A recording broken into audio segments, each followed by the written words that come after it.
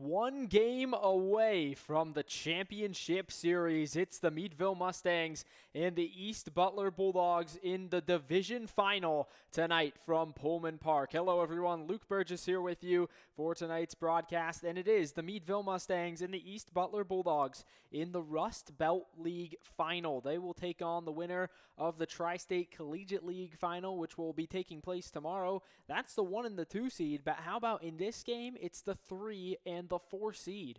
The East Butler Bulldogs, Meadville Mustangs were at the bottom of the division going into the playoffs. Mustangs sat in third. Well, the Bulldogs sat in fourth, but they both go in and upset their team in the first round. And, more shockingly, we'd seen inconsistencies from the Blue Sox all season, but from the 3B Barons, it had been a fantastic year. They had really been one of the most offensively prevalent teams in the entire league, and they had been able to pitch well also. So they were really fantastic all season long, but the East Butler Bulldogs also have a prolific offense. They went in and upset those same 3B Barons to get to this division final game held here tonight at Pullman Park. The Mustangs, we look back to Tuesday's win against the Butler Blue Sox, and they picked up Gino Mara in his worst start of the season, gave up 5 earned runs in 6 1/3 innings, but pitching the rest of the game scoreless, and the Mustangs offense goes ballistic. 12 runs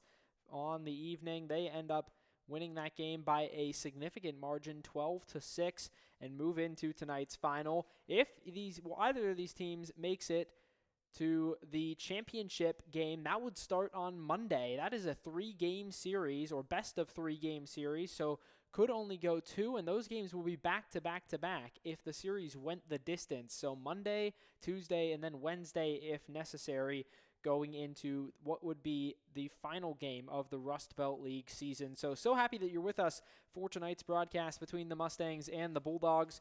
As we said, we looked back to that game the other night, and the Mustangs really got it done on the offensive side against Alex Hefner, who had pitched well all season long. Umpires just taking the field now as we get ready to go for tonight's game, but we'll get to the lineups as we get closer and closer to first pitch. It starts for the East Butler Bulldogs. Their regular season record was 10-14.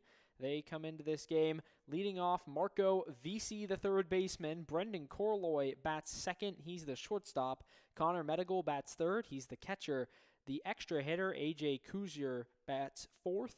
Cooper Stalla bats fifth. He's the center fielder. The left fielder, Andrew Catch, bats sixth. Chris Mullins bats seventh. He's the designated hitter. Tristan Kenzovich bats eighth. He's the right fielder. The first baseman is Tommaso Floro. He bats ninth. And Peyton Folk rounds out the order for the East Butler Bulldogs. He bats 10th. On the mound, Cameron Hayes. The first time that the Mustangs have faced Hayes all season long in a start. He will oppose the Meadville Mustangs offense. They're led by Ben Cosby. Finished the regular season with an 11-14 record, and they come into this game with their lineup looking just like this. Ryan Doherty leads it off, the center fielder from Allegheny College. Kenny Lavrich bats second. He's the shortstop. Daniel Luco bats third in right field. In left field, it's Jordan Suvak. He bats fourth. Brandon Butler bats fifth. He's the third baseman. Noah Ross bats sixth at the designated hitter position. The catcher is Zach Strideff. He bats seventh. Cole Grable bats eighth. He's the second baseman. Carson Weibel bats ninth as the extra hitter. And Zach Wilson rounds out the order, the first baseman. On the mound for the Mustangs, it's Walker Cunningham comes into this game with a 5.31 ERA on the year. The Mustangs are 3-2 when he starts this season. When we come back, we'll have first pitch and a whole lot more on the Mustangs Baseball Network. Stay tuned for semifinal action in the Rust Belt League. Getting down to it.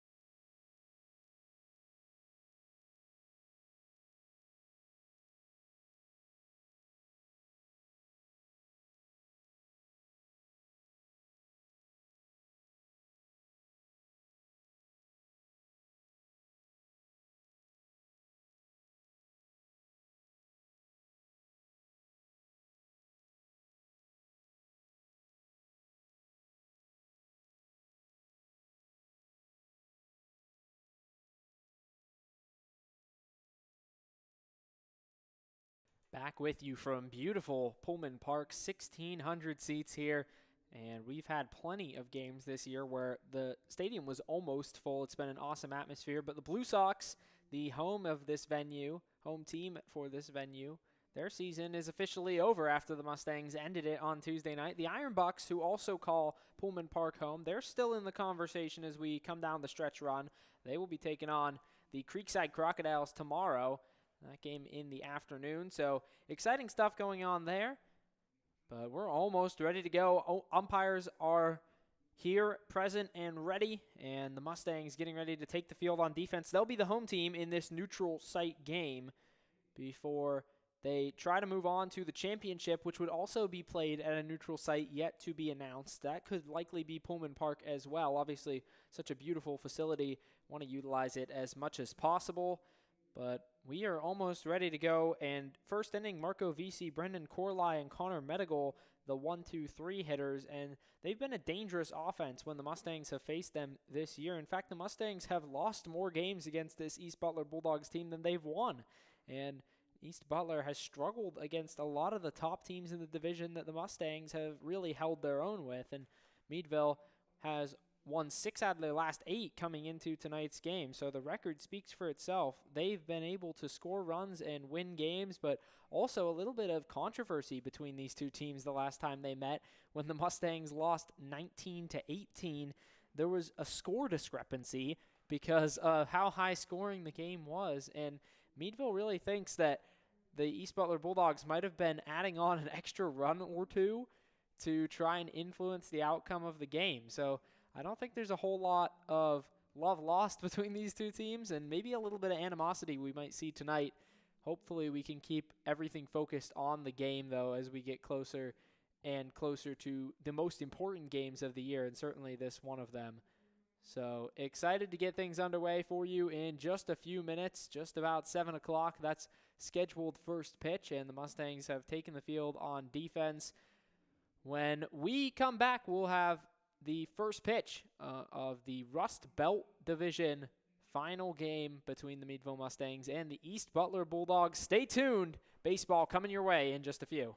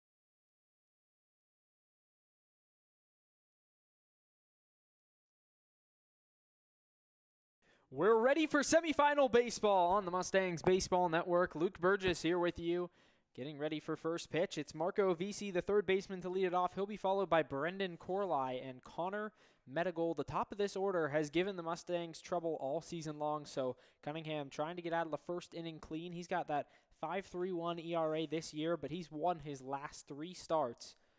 Pitched incredibly well, has not gone out earlier than the 7th inning. The first pitch is shown for bunt and in there for a called strike. And we are underway here on the Mustangs Baseball Network. 7:03, the time of first pitch, 73 degrees and sunny. It's a beautiful night. That one is popped up foul and out of play, and the count goes to 0-2 quickly. And a clear night. Not too many clouds in the sky. Excited for a full night of baseball. Storms all over western Pennsylvania last night. Severe thunderstorms. Power went out at my house. So today, beautiful for baseball. Slider outside is called for ball 1, and a 1-2 count pretty quickly here on the leadoff hitter, VC. VC's got those half pulled up pants. Not quite the high socks, but certainly not down to his cleats either. That one's fouled off. That's a fastball high in the zone. Not a tall third baseman, but he kind of looks like he's got some baggy style pants. No one else on the team rocks that style, but he kind of pulls it off. I got to say, as the leadoff hitter, he kind of fits that MO. The 1-2 pitch from Cunningham. That one's grounded onto the left side of the infield. Lavrich, and he's going to fumble one off his chest on a ground ball. Just a simple ground ball into the shortstop Lavrich, and maybe took a hop that he wasn't anticipating. So VC is aboard on the first at-bat of the game. That's on the ground ball over to Lavrich. That's going to go as an E6, and immediately an error against one of the best fielders on this Mustangs team. Now that'll bring up the left-handed hitting Brendan Corley. He's going to face the right-hander Walker Cunningham. Cunningham pitching out of the stretch quickly now with no outs in the top of the first. Here's the 0-0 pitch. That one's fouled off back behind the hitter. Not quite the crowd at Pullman Park that we've seen for some of the Blue Sox games, but still a sizable number of people here to watch some playoff baseball in the Rust Belt League. Left-handed hitting shortstop at the plate, trying to capitalize on an early error. The pitch is out to the left side and drifting away foul. That one's slicing away off the bat, and the count goes to 0-2. Try to roll up a double play early. VC's got speed, got to watch that. And it's Strideff behind the plate tonight, not John Sharp. Sharp's not available for tonight's action. He'll be back for the championship game. Suffered a little bit of a groin injury, you could say, foul ball off the groin area in the last game, and that one's out to right field. It's going to find a gap early on past the right fielder Luco into the wall. He's going to throw into second to try to get the runner, but it's cut off by the second baseman Grable, and after the error, it's a double on a line drive to right field by Brendan Corley. So, of course, just speculation as to exactly why Sharp is unavailable for tonight's game. But he took a foul ball in a quite uncomfortable area in Tuesday's action and ended up staying in the game for the duration. So now early trouble for Cunningham, second and third with nobody out for Connor Meadville. Catcher has been a pretty easy out against the Mustangs this year. Been able to contain him. The 0-0 pitch from Cunningham is fouled back into the netting. Fastball up high that he just let the bat rip on.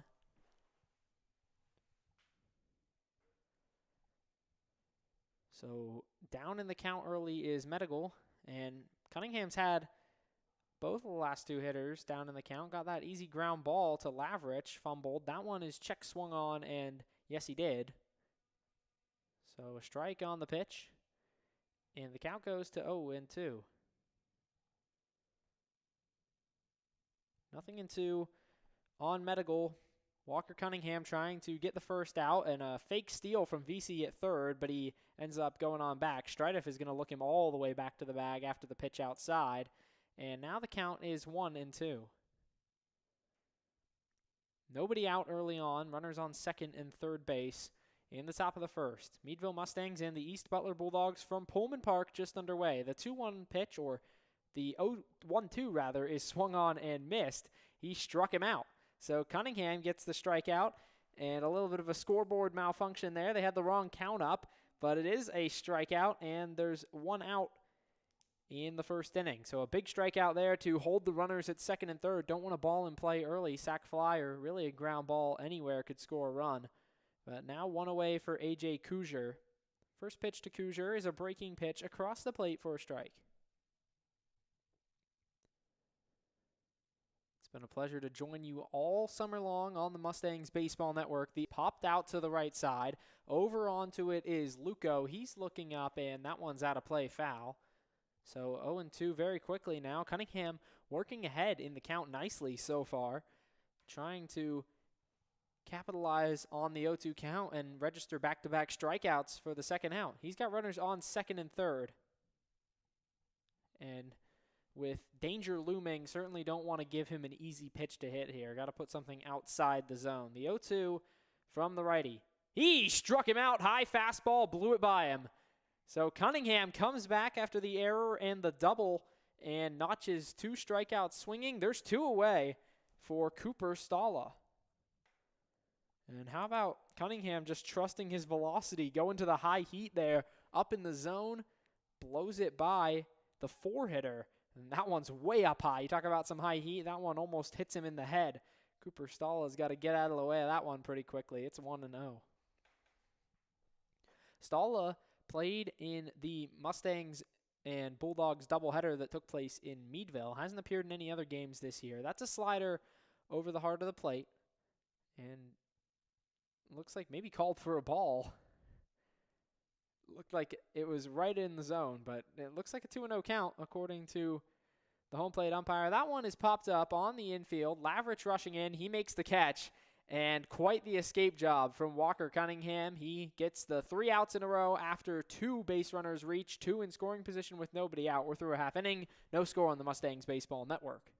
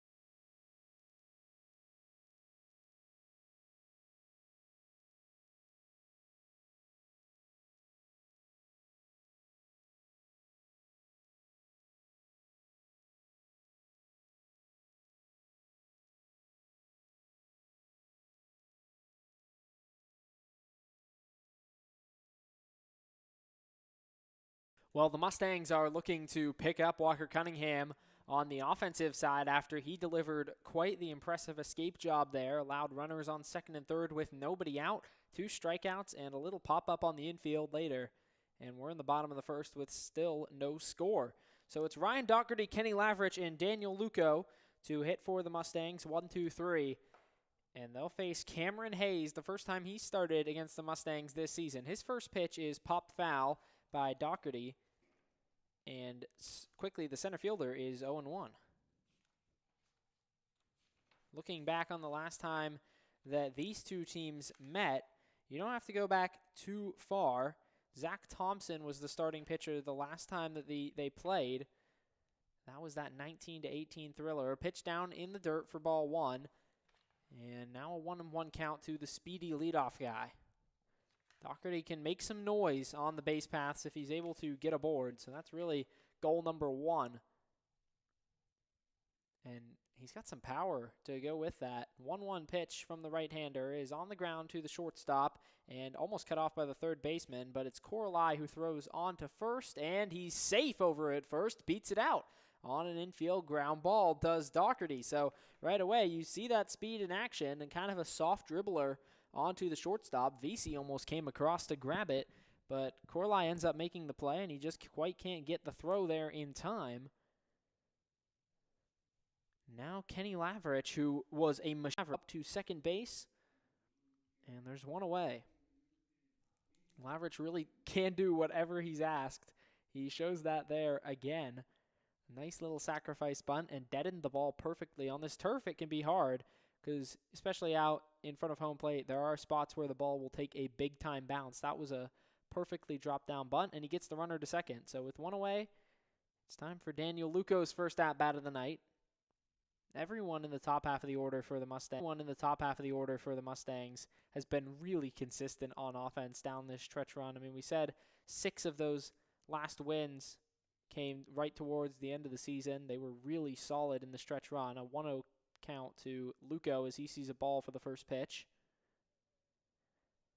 And now here comes the 1-0 pitch from Hayes. That one's down again, so it's 2-0, and up in the count early is the right fielder.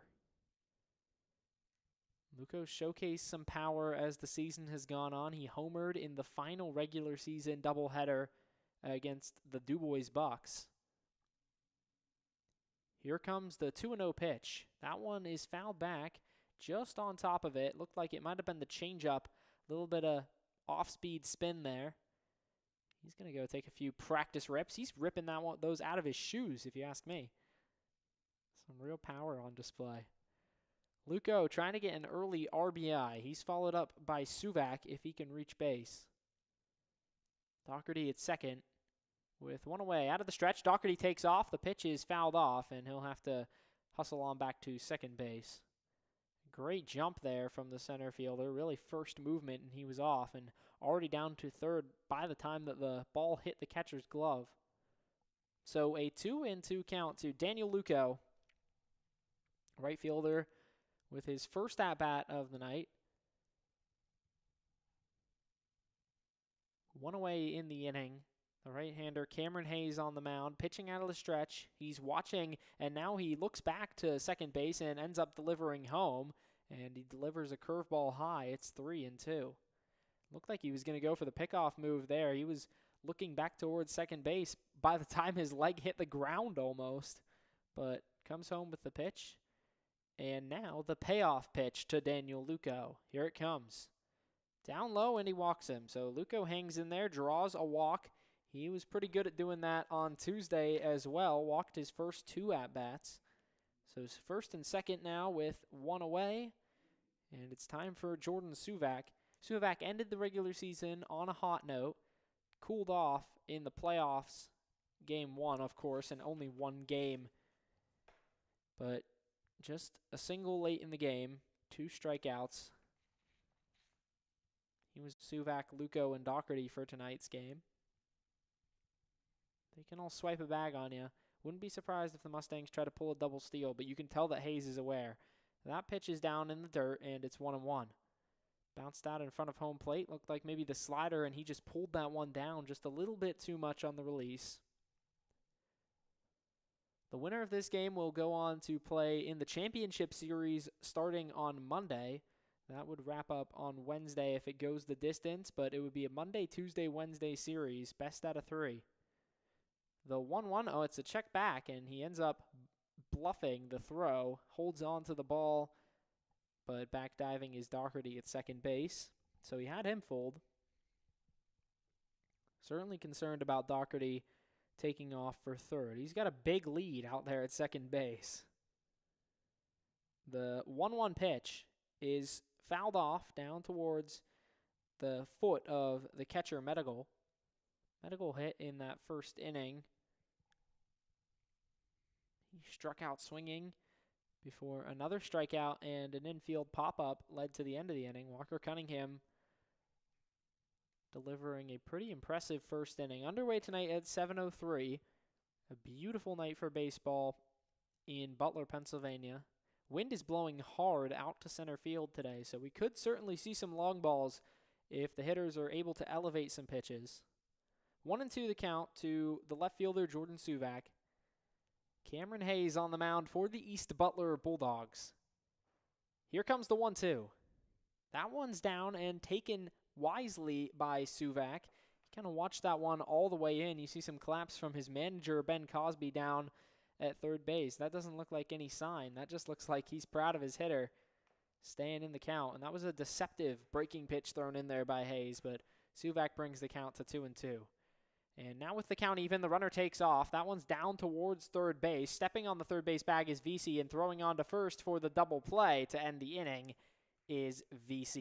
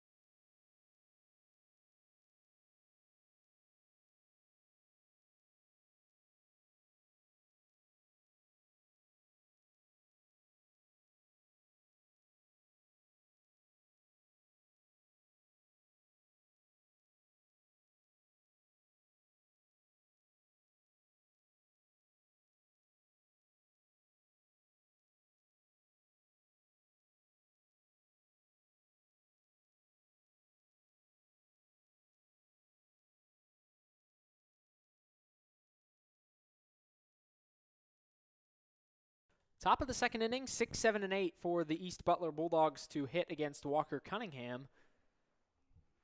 After he allowed the first two to reach, settled down, and got the outs on the next three hitters and did not allow any runs in that first inning. So nothing in the top of the second, and it'll start with the left-handed hitting left fielder, Andrew Catch.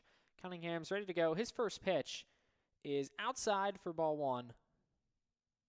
Kept the pitch count relatively low in that first inning. Just got some quick contact. Obviously, the two strikeouts swinging. The 0-1, or 1-0 rather, is fouled off, and it's a 1-1 count. Catch has pitched several times against the Mustangs this season, but he's also been a regular right fielder and left fielder. The 1-1 with nobody out. That one is hit hard out to right center field, but shallow. Underneath it is Luco. He makes the catch. There's one away in the top of the second inning. So just way under that one was Andrew Catch. And pummels it out to right field, but underneath it quickly is the speedy right fielder, Luco. So there's one away for Chris Mullins. Luco's been a sneaky good defender this season. Mustangs really have good defense all around the infield. Now it's Mullins. His first pitch that he sees is offered on, and he didn't go. Check swing, held up, so it's a 1-0 count. One away, right on right in this matchup, and there's a strike over the plate. Fastball on the inside corner. Catches a piece of the zone. It's 1-1. So Cunningham steals that strike right back. Here's the 1-1 pitch. Fastball up high, ducking out of the way was Mullins. It's 2-1. Cunningham has struggled later in games. His only issue has been fatigue. He hasn't been able to pitch late in the games without giving up runs, but his last time out, 7 innings and just 1 run. So he's trying to replicate that tonight. Pop up on the infield, Cunningham backtracking and making the catch on the back of the mound. That's probably not something that you practice too much in your PFPs, but that one, he kind of just stumbled back and had to read his feet on the back of the mound, make sure that he was able to stay upright, and he gets the out. So now Tristan Kensevich, another left-handed hitter against the righty Cunningham. Right fielder, 0-0 pitch to him is out towards shallow center. Underneath it is the second baseman, Grable. He makes the catch on the run, and the inning is over. So a quick 1-2-3 inning in the top of the second. We're through an inning and a half on the Mustangs Baseball Network with no score.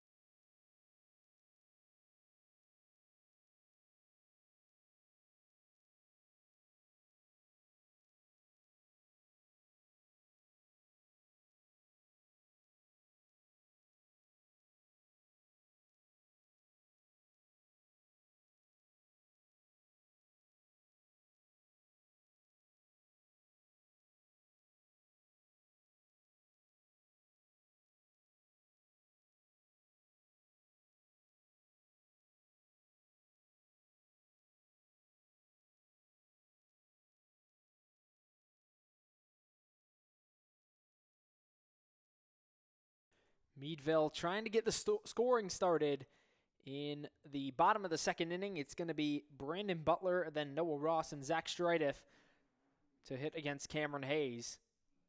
No score so far. Walker Cunningham delivers a 1-2-3 inning on the mound after he allowed the first two hitters to reach and stranded them.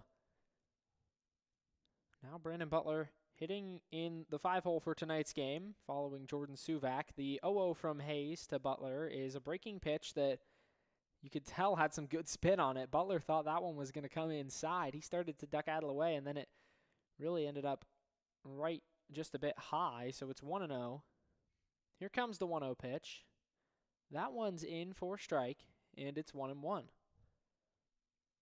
That time he went to the fastball, sped him up a little bit. You saw a nod there after the pitch from Butler. With nobody out, here comes the 1-1.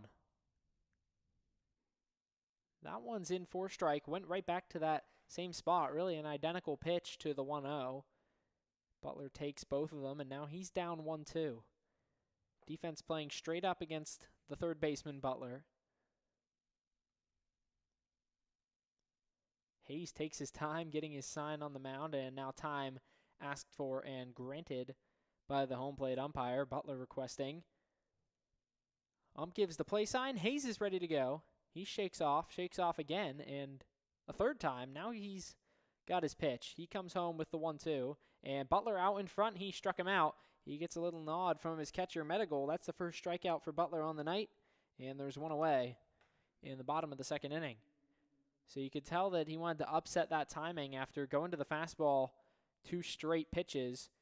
Went back to that breaking stuff. Looked like it was maybe the curveball that he flipped in there. And Butler way out in front, expecting the fastball, put it right back in that same spot. East Butler's only issue really this year has been their defense. They've allowed a lot of runs. And their pitching depth has not been excellent. Starting pitching, though, we've seen some good starting pitchers. First pitch to Noah Ross is called for a strike. That one looked maybe a bit outside. Appeared to be the slider away. 0-1 to Ross from Cameron Hayes. That one's grounded onto second base. Folk picks it up and throws on to first for the second out. So there's 2 away quickly. After the strikeout, Noah Ross grounds out on the second pitch that he sees. And there's 2 outs for Zach Strideff. Strideff has played all around the diamond this season, catching tonight, which is his natural position, and he's caught some pitchers from Slippery Rock. He's a Slippery Rock product himself. Gino Mara, Zach Wilson, both members of that Slippery Rock team. First pitch to him is a fastball up high that he can't catch up to, so there's 1 strike on him. He's going to readjust the batting gloves, get back into the box. Facing the right-handed pitcher, Cameron Hayes. Here's the 0-1. That one's fouled back just off the edge of the netting, and that one had so much spin on it. I wouldn't have been surprised if we got our first pitch at Pullman Park off the glass of the press box. Normally up here, you don't really feel like there's any threat of even getting a ball near you because of this netting in front of us, but that one was right off the end of the netting. It really wrapped around the inside with as much velocity as it had. The 0-2 now to Strideff from the right-hander Hayes. Here's the pitch. Fouled off. Another pitch up high. That one looked like a breaking ball. Strideff goes chasing. 0-2 the count still after the foul ball. 2 straight from Strideff.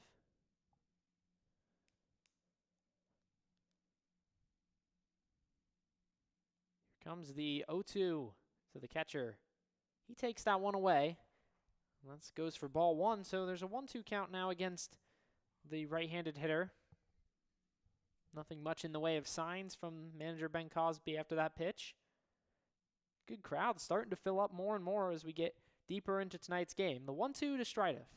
That one is hit hard out to right center field, and it gets down in the gap, takes a big hop towards the wall, and it's off the wall. Strideff is into second base standing with a double, and now it's a hard hit double to say the least. He put a charge into that one, brings it all the way back to the wall, And there's a runner on second with 2 outs for Cole Grable.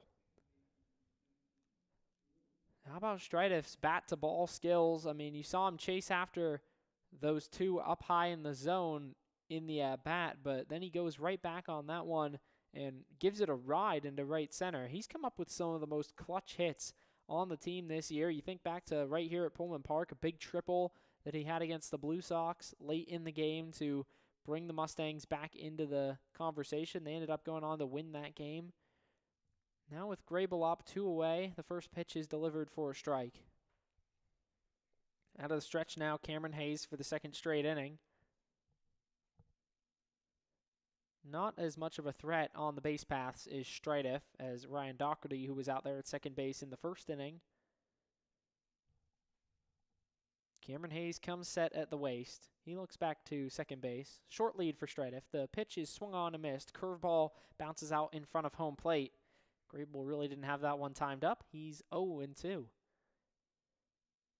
And just a reminder that if the Mustangs are victorious tonight, we'll be back on the Mustangs Baseball Network on Monday for more playoff baseball action. The Mustangs trying to get that much closer to a championship in their inaugural season.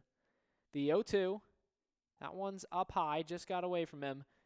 Now it's 1-2. It looked like he was trying to throw that slider away. Maybe a potential waste pitch, but you never know after the chase on the previous pitch. Not really worried to try and throw one outside. But that one up high and kind of just sitting up there. A little bit of a hanger. The 1-2 to Grable is off the end of the bat. He had to reach out for that one, and it's out of play toward the East Butler Bulldog bullpen. Mustangs in the third base dugout as they normally are, even though they're serving as the home team tonight.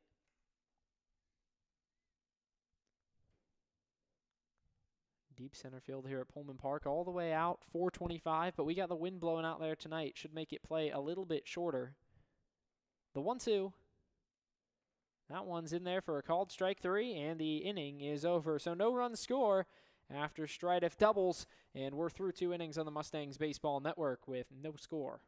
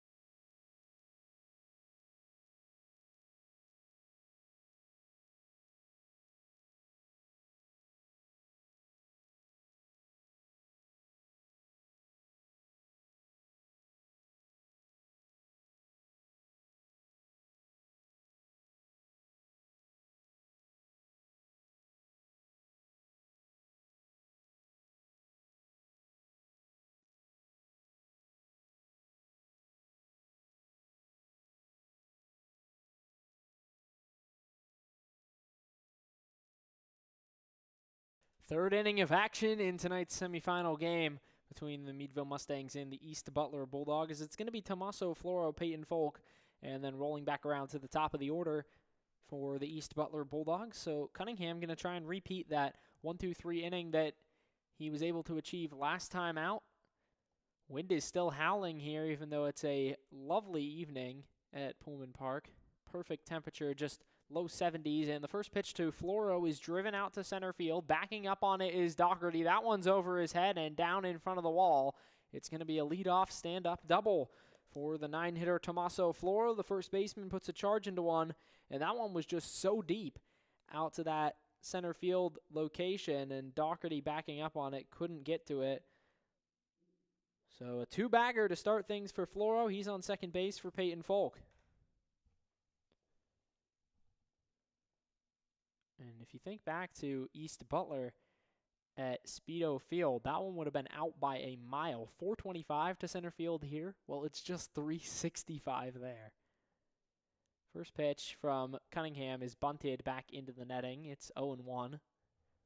Peyton Folk, speedy short second baseman, trying to get aboard. He's got the high socks going, and that's nothing like the on-deck hitter Marco Visi, who has the tucked-in kind of halfway high socks.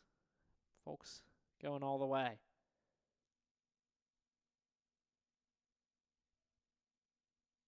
The 0-1. Taken for a called strike. It's 0-2.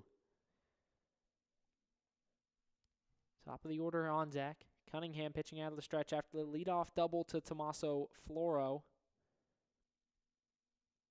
Here's the 0-2 from the right-hander. That one swung on and missed. He struck him out. So after the double, comes back with a strikeout, and there's one away. Now it's Marco Visi. Grounded a ball to Kenny Lavrich that he just fumbled off his chest to start the ball game, and he ended up getting all the way around to third base, but stranded there by Cunningham. Cunningham pitching out of the stretch to the leadoff hitter. The first pitch is a curveball swung on and missed. That's a big pitch in there. Had Visi's bat head way out in front of it. There is not a single pitch that is more satisfying than a breaking ball you can get a hitter to just completely whiff on as he delivers up high for ball one. And that was exactly the case there. It really looked like Visi had no idea what he was swinging at. The 1-1 from Cunningham. That one's grounded up the middle. Cunningham gloves it. He sees the runner going to third. He's just going to throw on to first anyway and get the second out. So it's 1-3, but the runner, Floro, moves on to third base. There's two away for the two-hitter, Brendan Corley.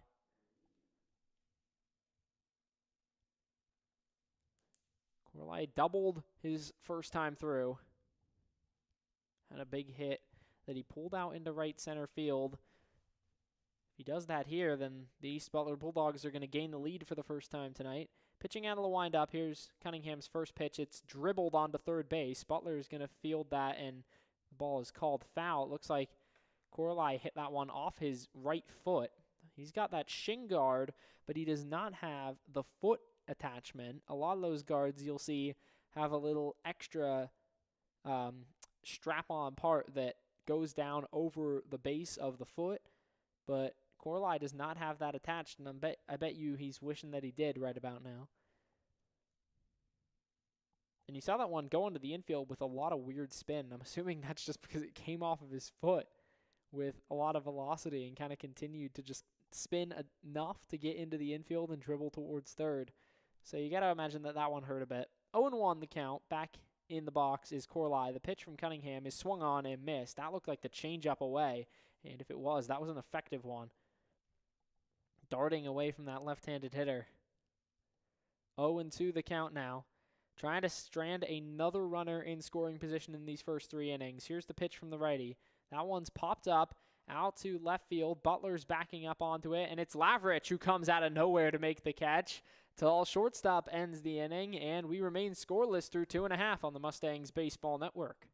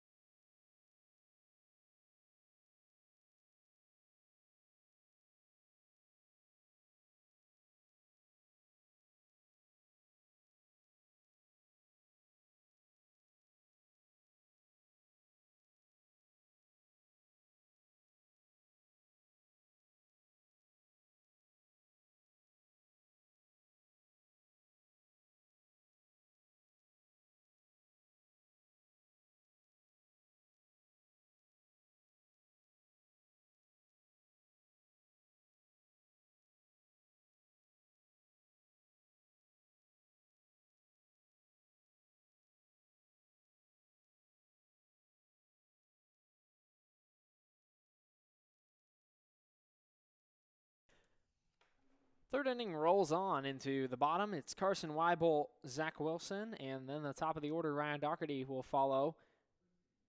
Wilson getting another night at first base. He's been good over there so far defensively. Hasn't had any errors to speak of in the first 3 innings, so that's certainly a positive for a guy who hadn't picked up a bat since before high school.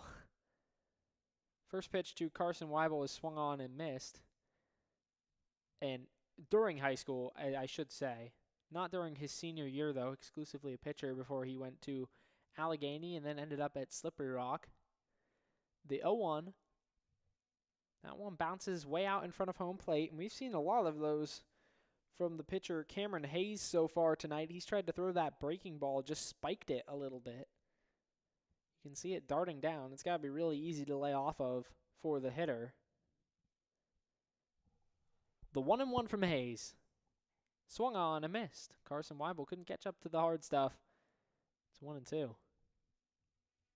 Weibel, the extra hitter tonight. We've seen him in left field quite a bit, but with Doherty available, Suvac opting to be moved out into left field. Here's the 1-2 pitch, and holding back. Started to move the hands forward, but he takes that for ball 2. Does Weibel. No runs allowed for either pitcher through the first 2.5. Here's the 2-2 pitch to number 33.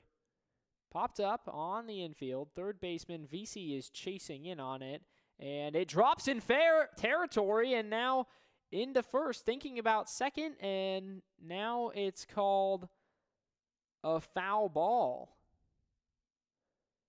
That ball looked like it dropped in left of the foul line in towards the pitcher's mound, but it was right on the dirt path down to first, and they're going to end up calling it a foul ball. From my vantage point, that looked very much like a fair ball, but the umpires obviously have a much better view. We're looking right down the line. 2-2 now again to Weibel. Down low, ball 3. And it looked like Weibel may have thought as well that it dropped in fair territory. He was already around first, kind of rounded first, thinking about going to second. He ends up having to come back home and continue the at-bat. Payoff pitch from Cameron Hayes.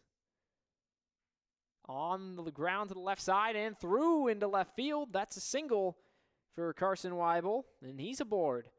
The leadoff hitter gets on anyway. I know they say ball don't lie. Right there, it does not. And I think you might prefer that one to an infield pop-up that really just dropped because of a communication error. That one is hit hard on the left side and scoots through the infield into left for a leadoff single. Now Zach Wilson, and a little bit of two-way player action going here. We already saw Andrew Catch on the East Butler Bulldogs come up, and he pitches quite a lot as well. Throw over to first. Back standing is Weibel.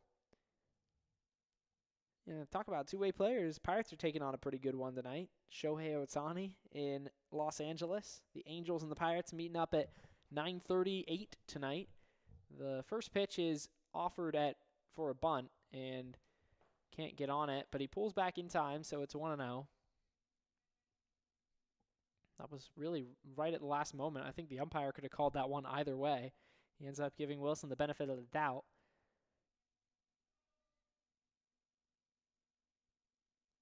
1-0 out of the stretch from Hayes. Bunt offered again. That time he pulls it back way in time, and it's 2-0. Set up outside was Meadville, so Hayes hits his target. He's trying to get Wilson to chase. Pitchers can bunt, though. A lot of them might not be able to hit, but they can bunt. First baseman for tonight's game sees his 2-0 down low for a ball. Mustangs hit 9 on Tuesday, and with Noah Ross, a first baseman in the lineup, kind of surprising that you don't see him over at first tonight. The 3-0 is a check over to first. Back over standing again is Weibel. So 3-0 still to count to Zach Wilson. He's trying to get on base via a walk. He's got the stirrups going tonight. Don't see those very often anymore. Hayes' 3-0 pitch. Down low, ball 4, and it's a 4-pitch walk for the 10-hitter. He's aboard with nobody out, and the top of the order is coming to bat. Ryan Doherty now is 1 for 1 so far.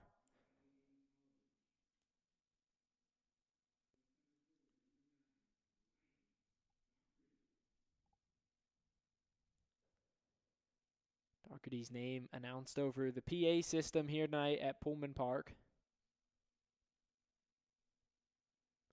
Runners on first and second. Nobody out for the leadoff hitter. He offers a bunt, and that one's foul. Off the end of the bat. Jumps right down onto home plate and bounces back behind him.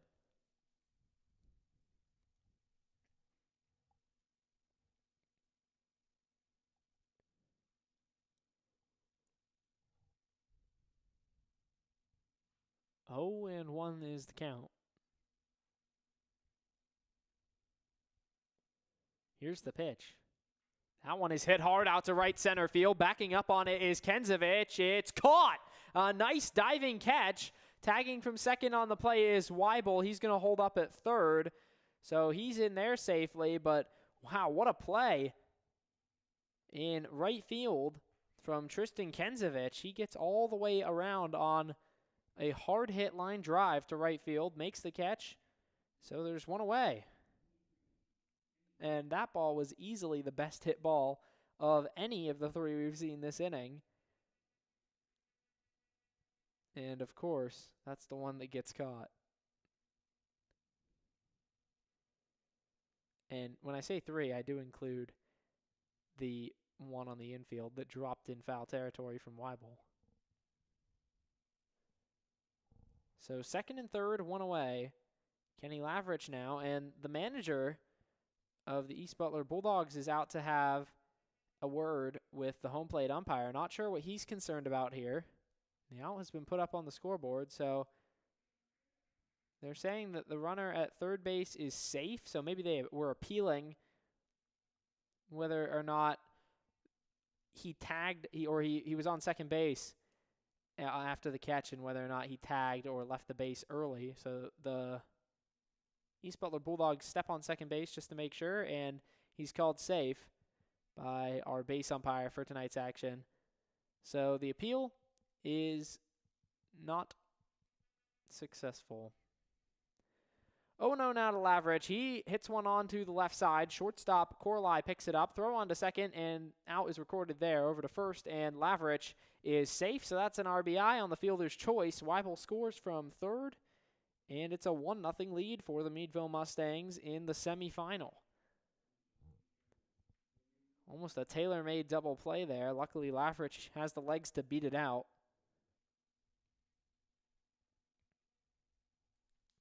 So now it'll be Daniel Luco. Luco is 0 for 0. He walked his first time. The first pitch that he sees is called for a strike. That's the breaking ball in there. Just kind of froze him on his back foot. Luco, JCU product. Throw over to first. Lavrich is back standing. In the playoffs already. The 0-1 pitch to Luco. In for called strike. So it's 0-2 on the right fielder.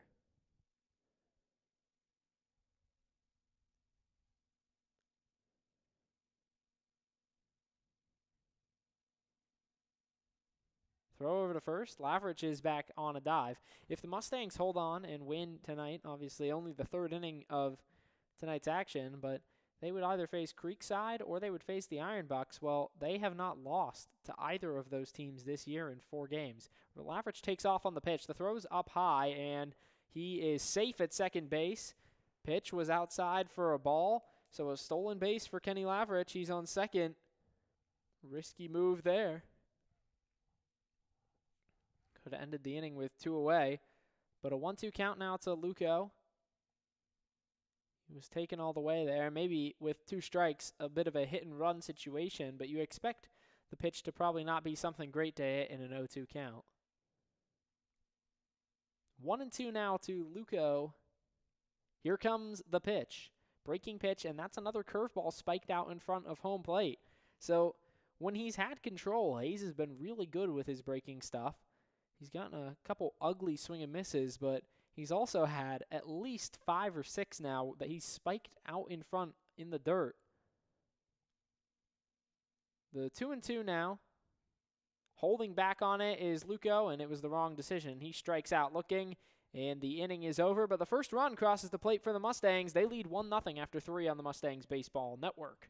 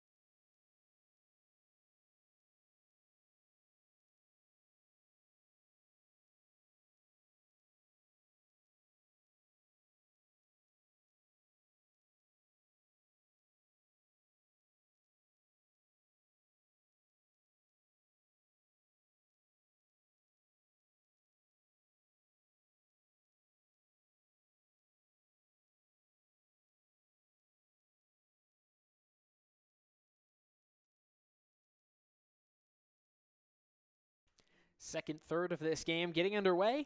Top of the fourth inning, it's Walker Cunningham to face Connor Medical, AJ Kuzier, and Cooper Stala. And it's been 2 straight really efficient innings for Walker Cunningham on the mound. In a little bit of danger in that first inning. First pitch to the catcher Medical is swung on and missed for strike 1. So early ahead in the count is Cunningham. Struck out his first time, did Medical. The 0-1 past the catcher Strideff. He didn't really even bother trying to get over to that one. It's a 1-1 count. Breaking pitch just got away from Cunningham. Here's the 1-1 with nobody out. Pitch is up high, ball 2. Took a little bit off there. Had the slider looped in there. Low velocity slider for Cunningham. 2-1. On the ground to third base. Butler fields it. Fumbles for a moment and then throws on to first and gets the out at first base. Late call from the base umpire, but it's a throw on to first and there's one away. Medical is retired and Butler got a bad hop there off the end of the grass as well. Kind of bounced up in his face, but he was able to knock it down with his chest. And that's kind of the difference between the way that Lavrich and Butler field. Butler's obviously a lot lower to the ground, below 6 foot, while Lavrich is well above 6 foot. First pitch to AJ Kuzier is swung on and missed. And you see Butler a lot of times will square himself up to the ball as it rolls onto him. Now, he's not a regular everyday third baseman outside of Summer League. That one is half swung foul, and it looked like a check swing that Kuzier just made contact with. So now the count goes to 0-2. But, of course, Lavrich at Grove City College is that everyday shortstop type of player. So you see him field with a lot more muscle memory and maybe a little bit more relaxed fielding style.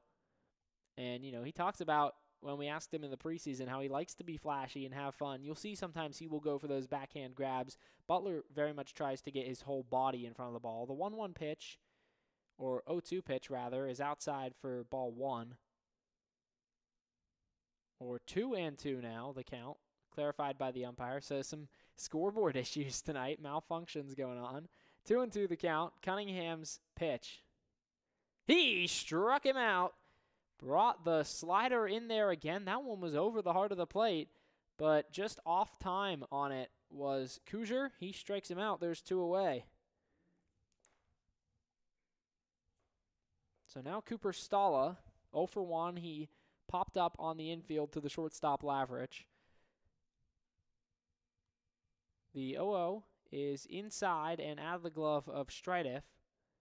That was just a hard fastball that he missed with a few inches.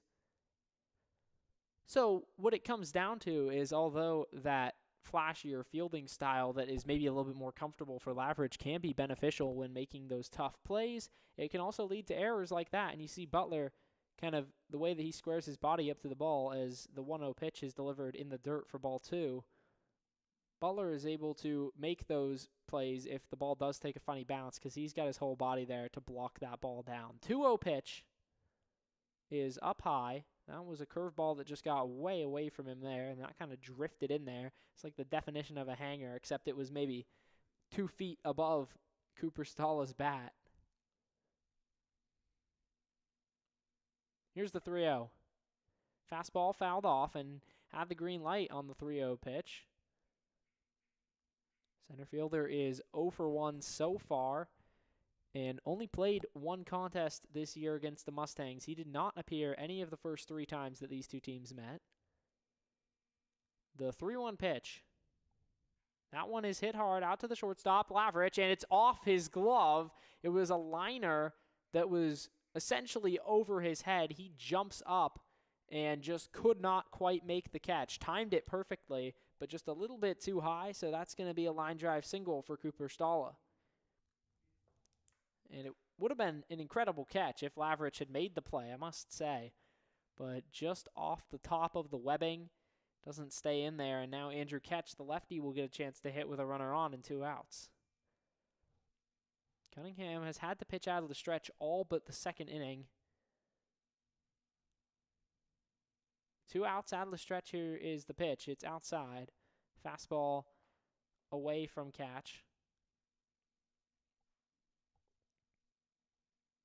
A rematch of opening day in the Rust Belt League, and that was the first game that either of these two teams played in their history. That one's fouled off. Underneath it was catch. He sends it to his left. It's 1-1. And now at the end of the year, the two teams who have been around for quite some time, those two teams are going home while these two teams continue on. Here comes the 1-1. That one shot up the middle and into center field for a hit. Doherty knocks it down, and it's 1st and 2nd, so station to station for the Bulldogs. They've got runners on 1st and 2nd, a little bit of a 2-out rally going, trying to tie this game up. Catch just got a hold of that one. One of the first real misses we've seen in a strikeout count from Cunningham tonight. He's already got 3 under his belt. Now Chris Mullins for the 2nd time. He's 0 for 1. He had that funny pop-up on the infield that Cunningham had to back up on and make the catch himself. Slider in the zone for strike 1. Could have unloaded on that one, but kind of ambushed him with the breaking ball on pitch 1.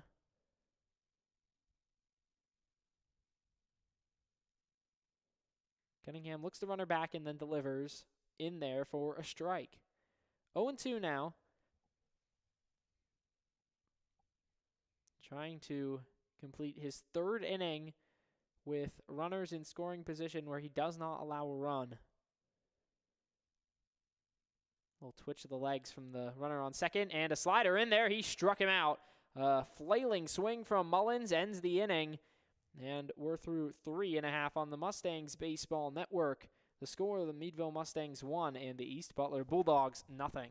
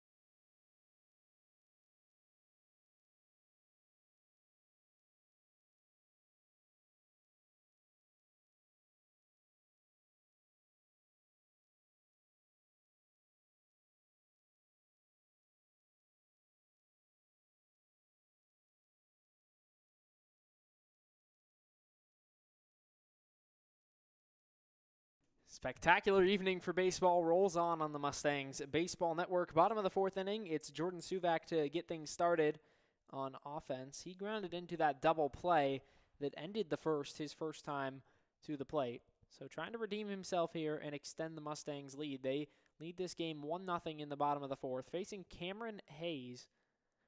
His 0-0 pitch is in and out of the glove of Meadville, called for ball one. And how about so far? Polar opposite to what we saw the last time these two teams met. And I'll have to go back quickly and check exactly what the score was, because it can be hard to remember in a game that lasted as long as that. But at this point in the game, Meadville had 14 runs the last time that these two teams played each other. That one swung on and missed from Suvak. He can't catch up on the slider away. It's 1-1. And East Butler had already scored 8 of their own. So a 14-8 score. It's 1-0 in today's bottom of the fourth. So the pitching has been a little bit improved, you could say. The 1-1 is out to the left side and through into the outfield. It looked for a second as though Corley was going to be able to get around to that one. But instead, Suvak has just enough juice to lead things off with a single. Nice little poke off the end of the bat. Gets things started on offense in this inning. Brandon Butler now with a runner on and nobody out. Struck out his first time through.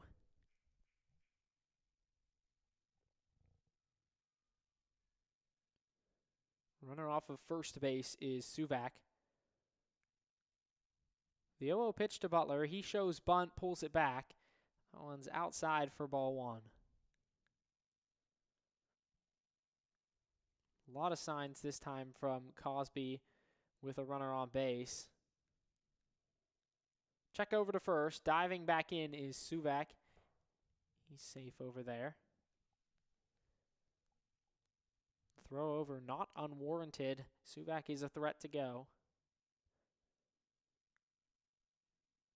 Here's the 1-0. Bunt again. That one's hit quickly out to the pitcher. Throw onto second base is in time. He's out. And it looked for a moment as though Corley was going to be dragged off the second base bag by the throw, but ends up getting there in time. There's one away, and Butler's aboard on a fielder's choice. That one was just bunted straight back to the pitcher with some velocity. One away. Butler on first for Noah Ross. Throw over to first. Butler back in, diving.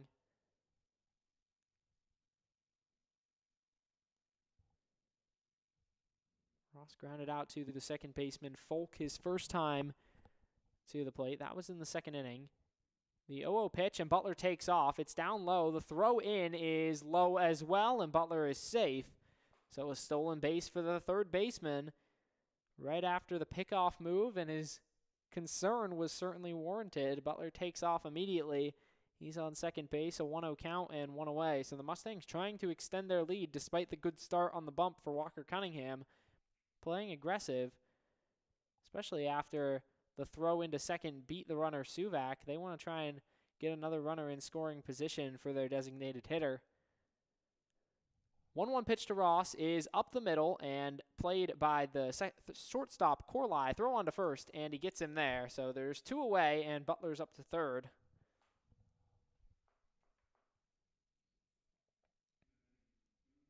Hit right at the second base bag, and it ended up being the shortstop Corley who came over to field. Two away for Noah Ross.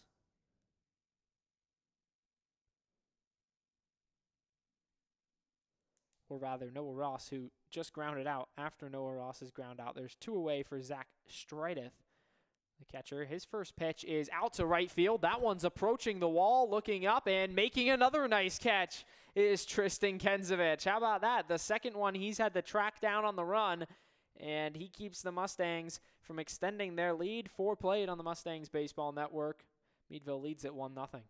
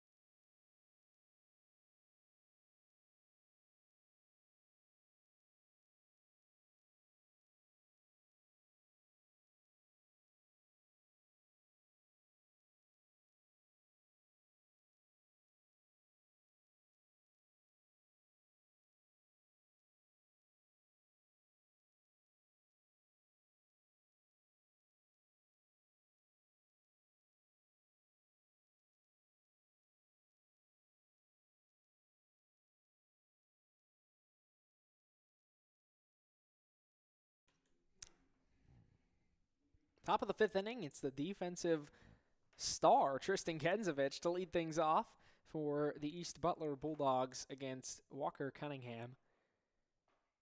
Cunningham has been quite effective so far in his start. 1 run allowed through 4 innings. The first pitch of the 5th is in for a called strike, and he dotted that right on the lower outside corner. That was just a fastball, perfect position, pretty much unhittable for Kensovich. The 0-1, that one is hit, foul, out in front. 2 strikes on him now. Right fielder 0 for 1 so far. He popped up on the infield his first at-bat. Cunningham would surely not mind a repeat of that result. The 0-2, he struck him out. Back-to-back strikeouts, and it's the high fastball, and you looked like Cunningham knew he got the K before he even released the pitch. A lot of swagger, a little bit of a leg lift around that one after he let it go, and ends up getting the strikeout for the first out in the top of the 5th. Now Tommaso Floro, he doubled hard into center. His first at-bat.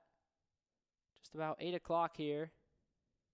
First pitch is probably a strike, but Strideff can't glove it, so it's going to be called for ball 1. That one looked like it might have been right at the knees. The 1-0 from the big righty Cunningham, and that one is softly hit on towards the pitcher out to his right. He throws on to first, and there are 2 outs in the inning. So some PFPs certainly in play for Cunningham tonight. He had the little popper that he had to back up on the mound for to make the grab, and then that one over off to his left, the hitter's right. And nice little scoop and throw on to first base. Zach Wilson there to receive the ball. There's 2 outs for Peyton Folk. He shows bunt, and the bunt is right back to Cunningham. He's got to make another play, and he does. So a nice, clean 1-2-3 inning in the top of the 5th. Cunningham gets out of it quickly. He's rolling, and the Mustangs lead this one 1-0 on the Mustangs Baseball Network.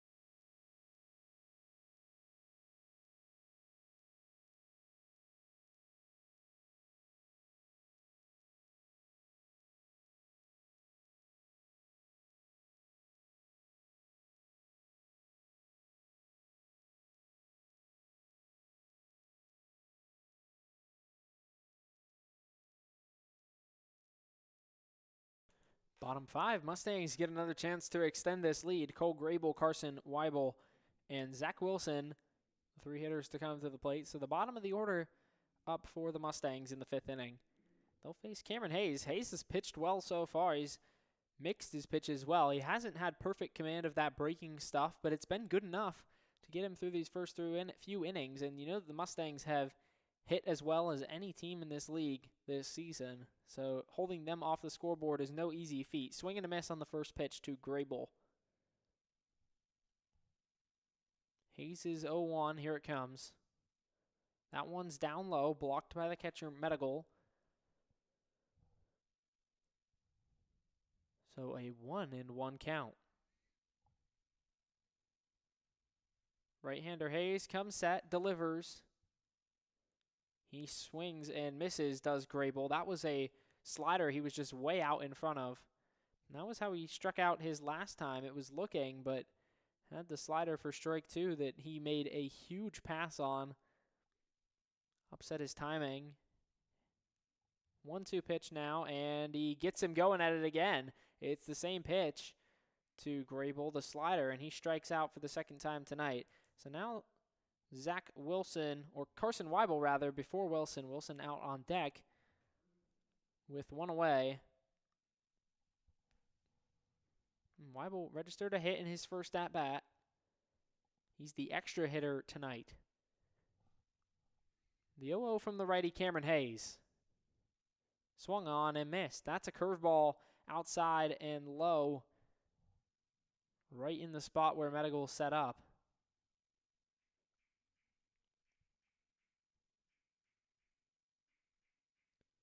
Hayes is 0-1.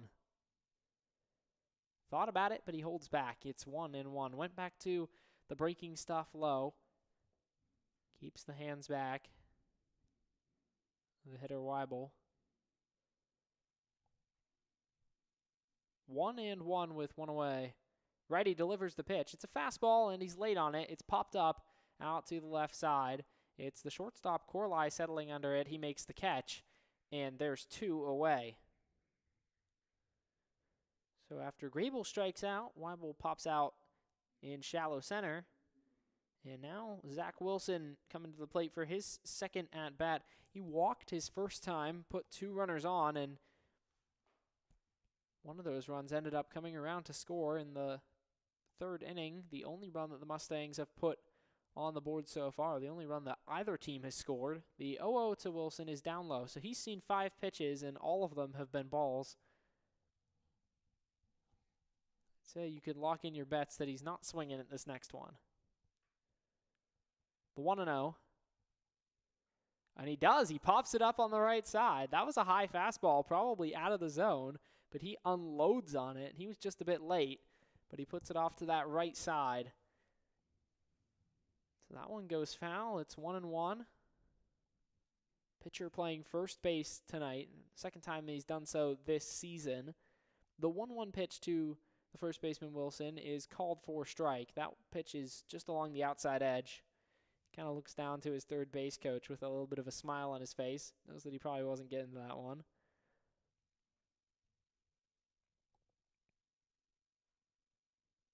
Long wait in between pitches here. And now here comes Hayes. Outside low, fastball away. Didn't look like he meant to put it there. A little bit of a far miss. Meadville seemed to set up on the inside of the plate. The 2-2 with 2 away. Outside, and a nice take from Zach Wilson. Tried to get him to chase, but the count goes full. Trying to draw his second walk. The pitcher turned position player, Zach Wilson. Here's the 3-2. That one is on the ground to the shortstop, Corley. He gathers, throws on to first, and the inning is over. So 5 innings played on the Mustangs Baseball Network. Meadville leads it 1-0.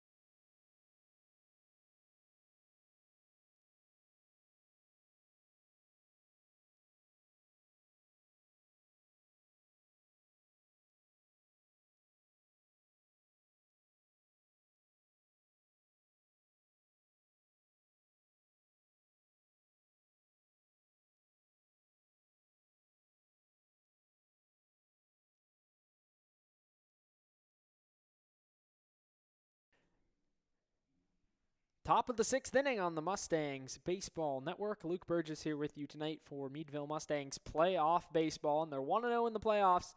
These first 2 rounds, you can't be anything but if you want to continue on. Single elimination, but not the championship series. That's best out of 3. It'll get underway on Monday. First pitch from Walker Cunningham to Marco VC is in for a called strike. VC so far is 0 for 2. He reached on an error in the first inning. The 0-1 pitch from Cunningham up high for a ball. And it didn't even look like VC believed that. I think he thought he was 0-2. Kind of grimaced after the pitch. Tight zone up high on that one. 1-1. On the ground to Lavrich. He gloves on the backhand, throws on to first, and he gets the out there.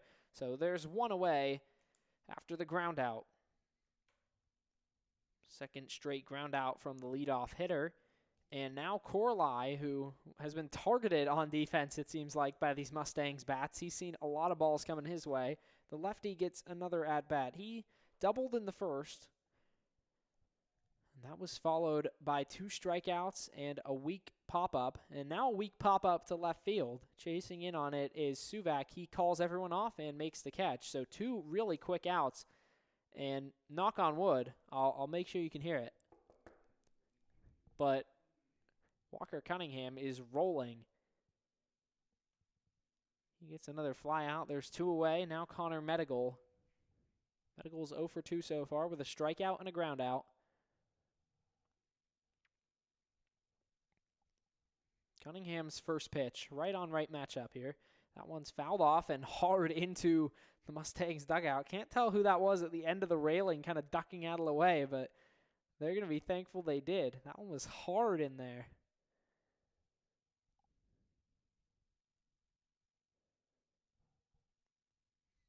0-1 to the catcher. Pitch up high for ball 1. And Cunningham looks really dejected after he threw that pitch. Kind of got the ball back and just kind of sulking and moving his head. He did not like that one. 1-1. Popped up. Out to the right side. Grable has a read. He's looking up and puts his glove up, makes the catch, and the inning is over. So Walker Cunningham puts up back-to-back 1-2-3 innings. He's working quickly, keeping that pitch count down. And the Mustangs lead this one 1-0 through 5.5 on the Mustangs Baseball Network.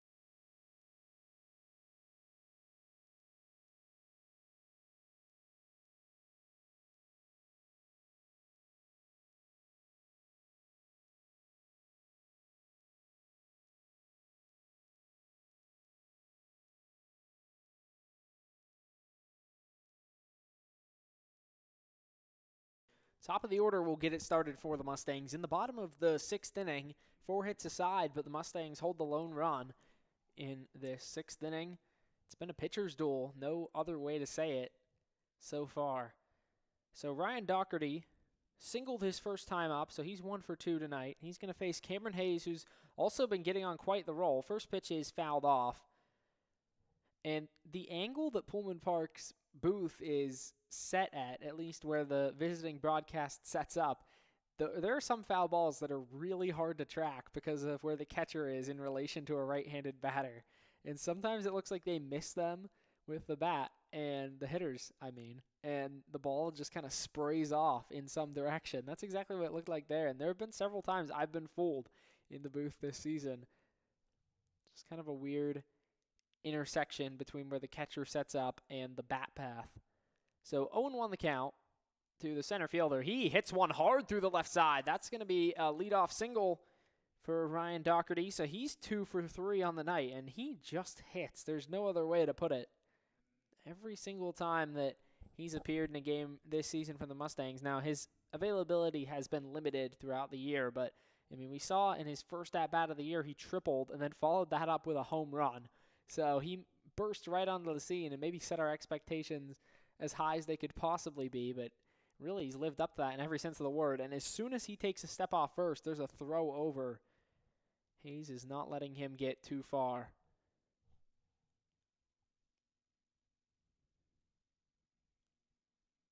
0-0 the count to Kenny Lavrich. He shows bunt, pops one up way high and into the dugout of the Bulldogs. 0-1. That was just a fastball high that he did not pull back on. Bottom of the 6th inning. Walker Cunningham has been magic on the mound for the Meadville Mustangs. He's working on a shutout. And 2 very good relievers available for the Mustangs tonight. So just try to keep them in it later into the game. And you know that if Cunningham needs to come off for any kind of reason, as there's another check over to Doherty on first, he's back in safely. You know that you have those guys to rely on as well to finish things off. It is the playoffs, so you kind of want to throw everyone out there, and you're off for the rest of the weekend as well. Don't play again until Monday. And now Doherty gets a huge jump and not even attempting a throw. He went so long before Hayes even thought about looking over. And another stolen base for Doherty. He's on second, and that was just a pure mockery. Just straight deception there from Ryan Doherty. He's on second base, and there's 2 strikes on Kenny Lavrich. He took that last pitch. The 0-2. That one's grounded onto third base, backing up and over his glove. It's Vesey. It looked like he had it for a moment, but it just bounces off the top of the glove, and now coming home is Doherty. He's safe. A good throw in left from Andrew Catch, but it's an RBI single from Kenny Lavrich.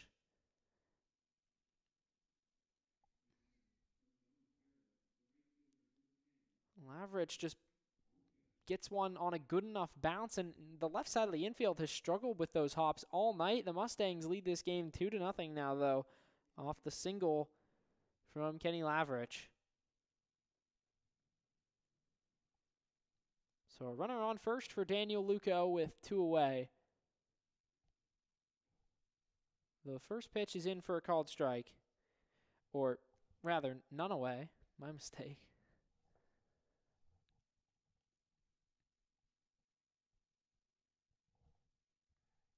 Check over to first base. Back in is Lavrich.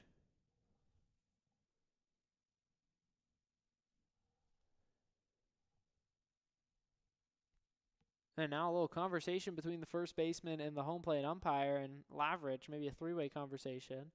Not exactly sure what they're saying to each other, but maybe something about the pickoff throw. Back over again. And the first baseman drops the ball this time, but Lavrich is back in easily. He was not more than half a step off the bag, to be fair. 0-1 to Luco with nobody out. Back-to-back singles to start the inning. He squares to bunt. Chasing in is the third baseman. Now he pulls back. Lavrich is back into first. The Mustangs lead this game 2-0. But just one more hit than the Bulldogs. Walker Cunningham has been masterful at getting out of jams. He had second and third with nobody out. Another check over to first. And, of course, we don't have the rule that the MLB has implemented this year where you can only disengage from the at-bat twice before you have to get the runner out, otherwise charged with a balk. Now Luco squares to bunt again, and he drops that one down. He's racing hard to first. He might get there, and he's out at first. So a sacrifice bunt to bring Lavrich up to second. And the out recorded over at first base. And of course, no challenges either in the Rust Belt League. I think, though, if we did have some challenges or challenging capabilities, that one might have been one that Cosby would have opted to look at. Looked like Luco might have beat it by a foot.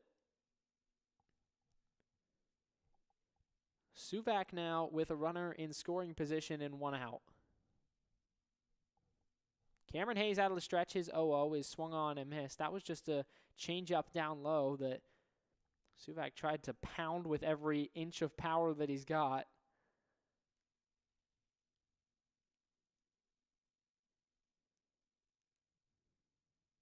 Oh, and 1 the count to the left fielder.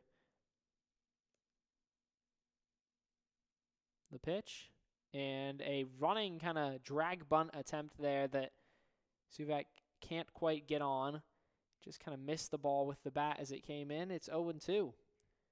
Singled his last time, but he grounded into a double play in the first inning. Now he steps out. He's going to take a moment, trying to go through his motions and reset a little bit here. He and Luco, both products of John Carroll University. Gotta say, JCU's pretty lucky to have those 2 hitters. 0-2. On the ground to the shortstop, Corley. He's in action again. He throws on to first, gets the out. And now there's 2 away. So Lavrich moves up to third on the ground ball to the shortstop. 90 feet away from scoring now, and Brandon Butler just needs a hit. 2 away for the third baseman. He's reached on a fielder's choice tonight. No hits for the right-handed hitter, though.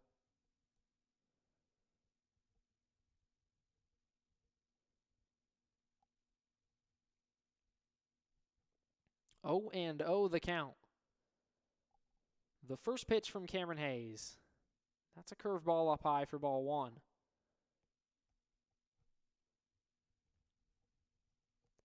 With the way that the Mustangs offense has been hitting, Hayes might get forgotten in the performance that Cunningham has put on so far, but with the way that the Mustangs offense has been firing these past few weeks, it's really pretty impressive that he's been able to hold them to just 2 runs. The first pitch that Butler sees is down low for a ball. It's just a fastball that didn't catch the bottom of the zone.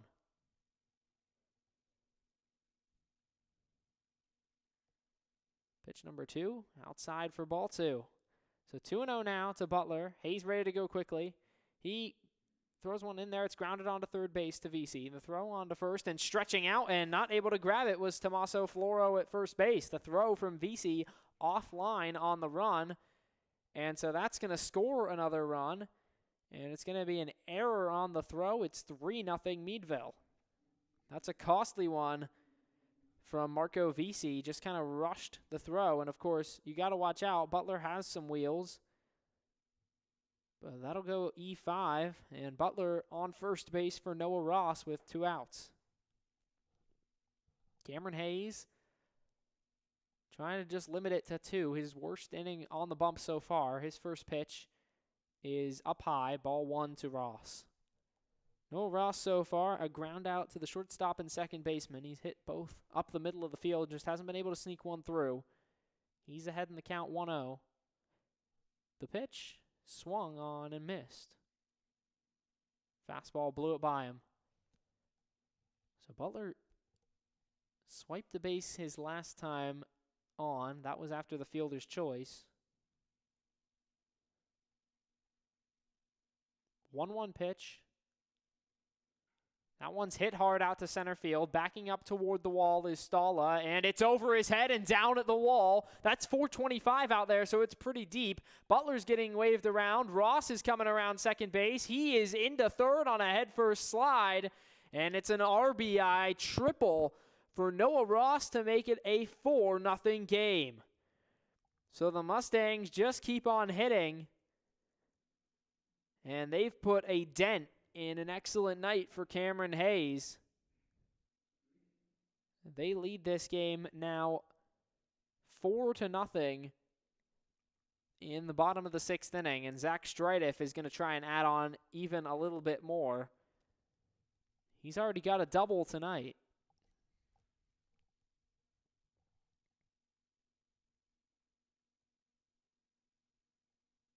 The 0-0 pitch to Strideff. He holds back on that one. It's down in the dirt for ball 1.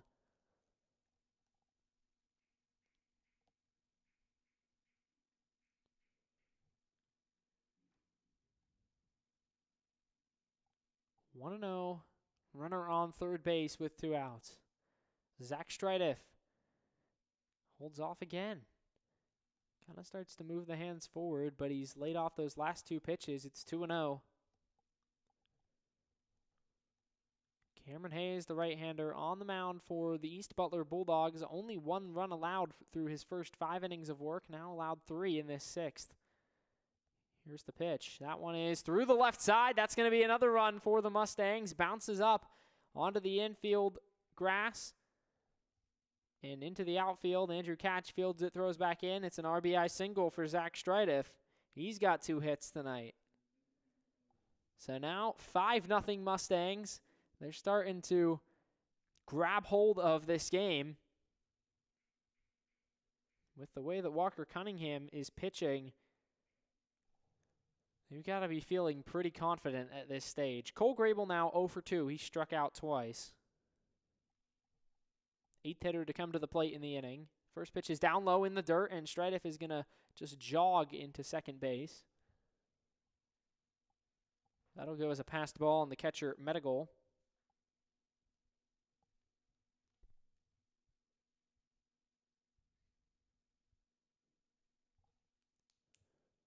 Just the second error tonight for either team. The 1-0. Down low, ball 2.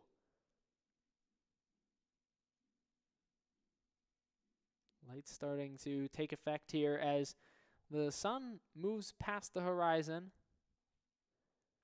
2-0 the count to Cole Grable. Runner on second base is Zach Strideff. Here's the pitch. He fouls that one off, just got on it. Not quite enough for perfect contact. 2-1. Beautiful day has turned into an even better night.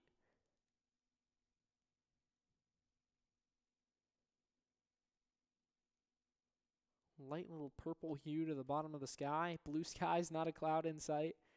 Stark contrast to last night if you're in Western Pennsylvania. 2-1 is up high. Heavy rains all night long. We mentioned it early in the broadcast, but I'm sure the Mustangs are happy that tonight's game was scheduled on Friday instead of Thursday.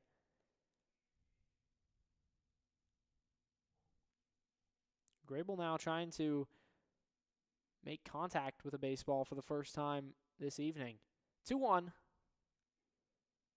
That one is outside, and apparently the scoreboard didn't have the count correct, so it's ball 4 according to the home plate umpire, and that'll put runners on first and second base with 2 outs still.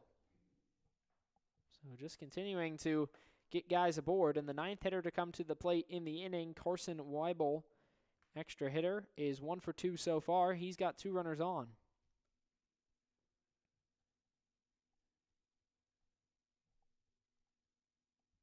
The 0-0, that one's down low.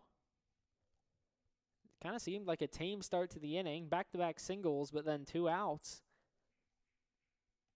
And all of a sudden, things have heavily shifted.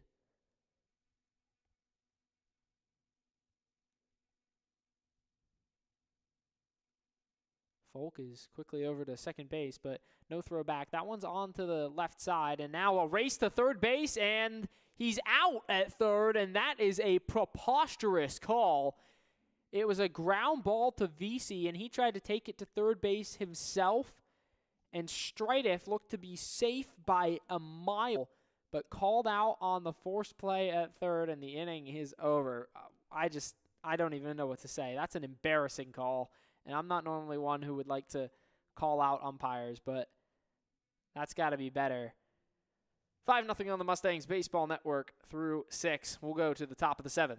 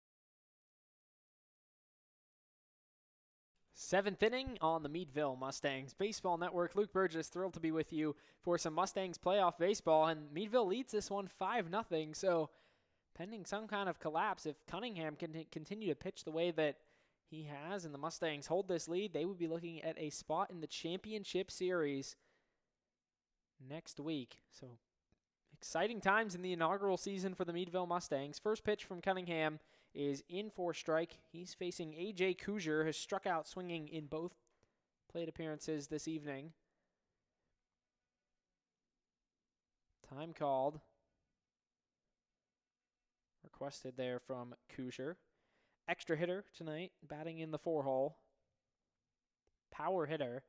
We saw him homer against the Mustangs at East Butler. That one swung on and missed. So now 2 strikes on the righty. The 0-2 spiked down in the grass. Cunningham, I think maybe a foot slipped there in some capacity. 1-2 the count. Here's the pitch. 2-2 rather. That one's fouled back after the spike. So still 2 strikes on him. Cunningham trying to continue this stretch of 1-2-3 innings. He's already had back-to-back 7 straight going back to that 4th inning retired. That one's down low. Called for a ball. So now the count full to the leadoff hitter. 2-2 now actually the count. And some really interesting scoreboard malfunctions here tonight at Pullman Park. We normally don't have issues with that here. That one's inside, and now the count goes 3-2. So full to the leadoff hitter in the 7th inning. And I apologize for any mistakes there. Always second reference the official scorer, which is over in that booth. And he strikes him out on a breaking pitch. Swing and a miss from A.J. Kuzier. And that's the 3rd time that he struck out swinging on the evening. As I was saying, though, always kind of second reference the scorer's booth, just a few doors down. So the scoreboard, just a few malfunctions tonight. But it's all right. We'll get back on track. Cooper Stalla now is 1 for 2 tonight. The first pitch to him is in there for a called strike 1. Fastball over the plate. Cunningham is pitching with so much confidence right now. It's really fun to watch. You can tell that he's really behind every pitch that he throws. The 0-1, that broken bat and out to the right side and caught by Wilson over at first base. The end of the bat went flying there. And there is 2 away quickly. Just off the inside of the hands. And there's 2 outs. Cunningham going for his 3rd straight 1-2-3 inning. Andrew Catch will be the last opportunity for him to do that. He's 1 for 2 tonight, singled his last time. He swings and misses at a 2-seamer away. That was just a filthy pitch. Cunningham's 0-1. Down low in the dirt. That one bounced out in front of home plate. Looked like it was that same pitch that he maybe spiked before. Don't know if he's trying to throw something specific there that maybe he hasn't quite mastered. 1-1. On the outside corner for called strike 2. He is pitching with confidence. We already said it once, but this is something we really haven't seen from him this year. Of course, 7 innings, 1 run his last time, and that 8-inning outstanding game against the 3B Barons, and he strikes him out. Comes back with the fastball to end the inning, gets 2 strikeouts, and we're through 6.5. Cunningham has set down 10 straight hitters. On the Mustangs Baseball Network, Meadville leads it 5-0.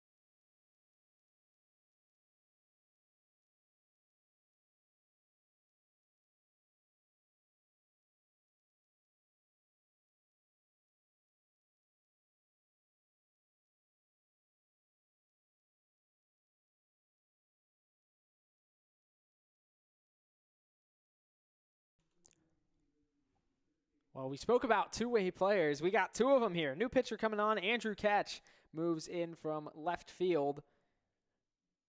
As the new pitcher, Cameron Hayes goes 6 innings, 8 hits, 5 runs, 4 of those earned, 1 walk, and 3 strikeouts. And he'll go up against Zach Wilson to start the 7th inning, the pitcher. So pitcher-on-pitcher matchup here, left on right. The first pitch from Ketch in his outing in relief is in for a called strike. Wilson walked his first time. Sacrifice bunt mixed in there as well. The 0-1, down low in the dirt. Blocked by the catcher, Meadville. Mustangs are playing for a spot in the championship series on Monday. The 1-1. That one's fouled back. Wilson was on that one a little bit. Now he kind of gives a shake of the head. He's settling in as a hitter. This would be his 6th at-bat now on the season.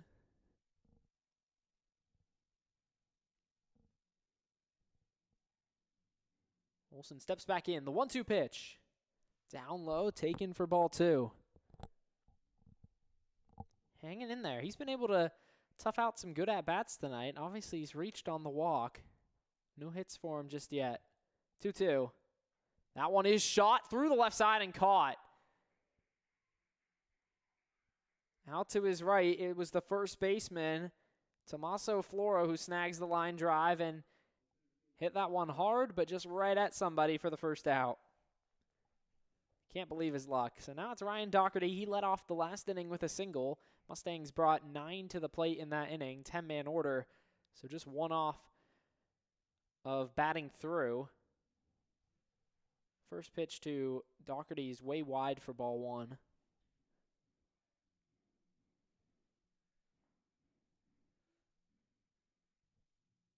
Center fielder has singled twice tonight. He pops one up, foul.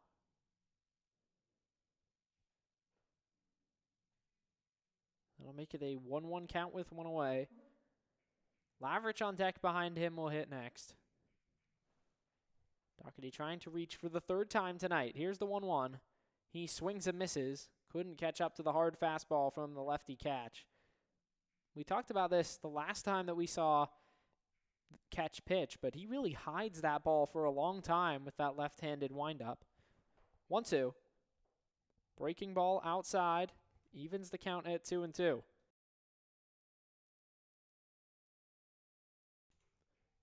Doherty trying to get on base. Make some more noise with his feet. 2-2 pitch is swung on and missed. He strikes him out. So 2 quick outs for Catch after he comes in. And now he'll face Kenny Lavrich. Of course, Wilson really just got a spot of bad luck. Hit the ball hard straight to the first baseman, Tommaso Floro. Snagged it right at the dirt level. Kenny Lavrich has 1 hit tonight. That was his last time around. The first pitch he sees is down low for a ball. He's sacrifice bunted and grounded into a fielder's choice in his other 2 plate appearances. 1-0 pitch is fouled off. He was just a bit early.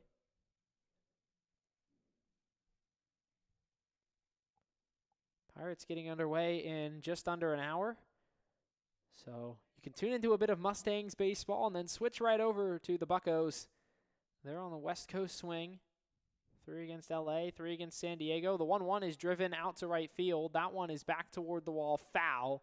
And just about 10 feet to the left, and it would have been off the wall. But Lavrich is just a little bit late on that one. Now 2 strikes on him.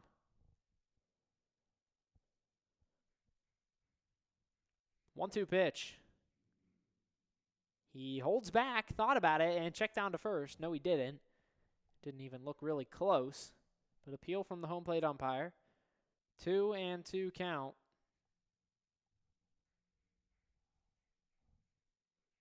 Two outs in the bottom of the 7th, the pitch.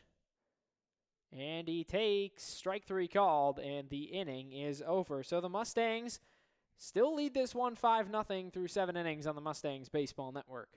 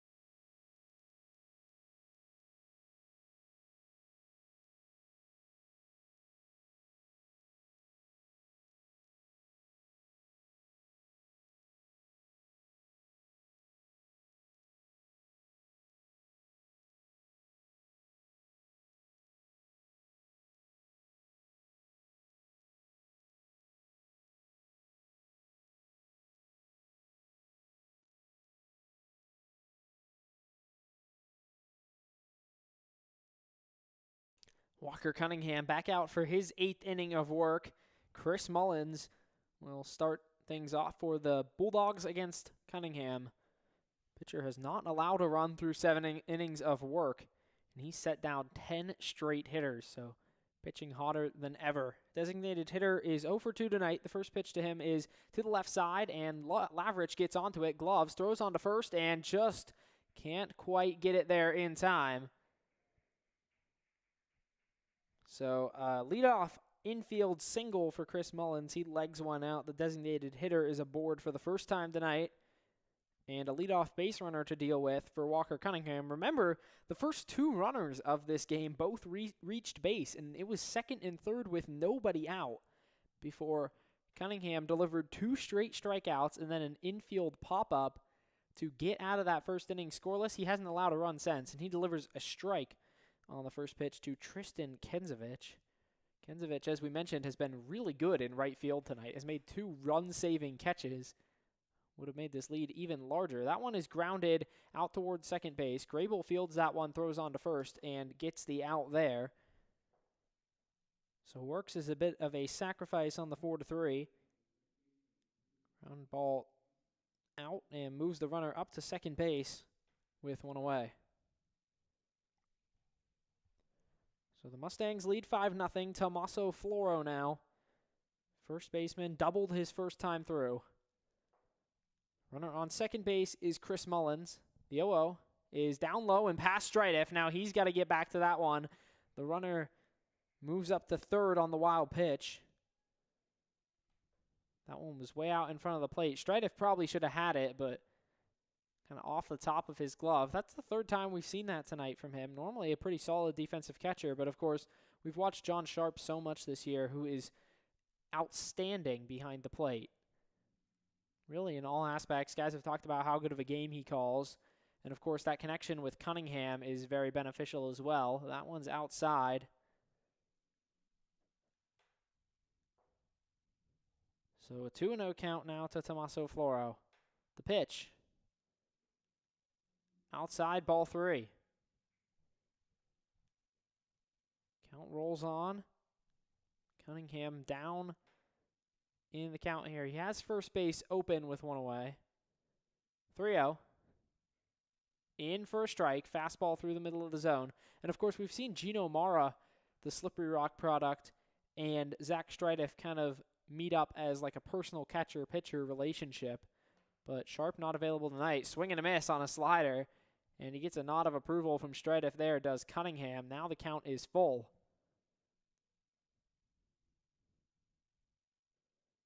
Payoff pitch from Walker. Popped up on the infield and drifting out to shallow left. Coming all the way in is Suvak, and the runner stays put at third. He was almost on the infield grass. So now there's 2 outs with a runner on third, trying to keep this shutout alive. 2 away for Peyton Folk, 10-hitter and the second baseman.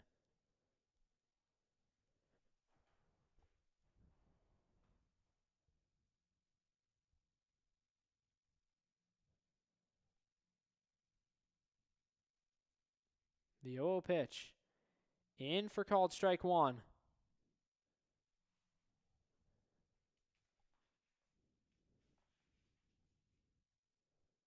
The 0-1. That one's up high, and he lays off. So the middle infielder holds back on the 0-1 pitch. Kind of a Suvak-like nod there. 1-1 outside.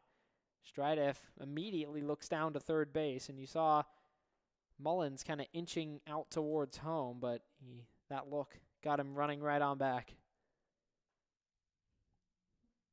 2-1 the count. Cunningham goes into his motions, now delivers. That one is past him, swung on and missed. Hard fastball through the zone, and he's got 2 strikes on him.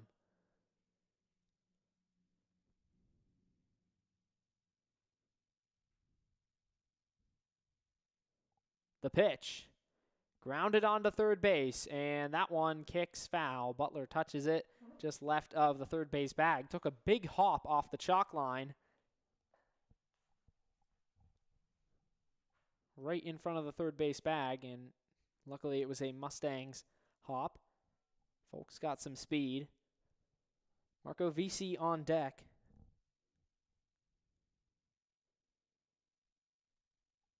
Now here comes the pitch from Cunningham. He struck him out, and the inning is over. He keeps the shutout going, and we are through 7.5 innings on the Mustangs Baseball Network. Meadville leads it 5-0.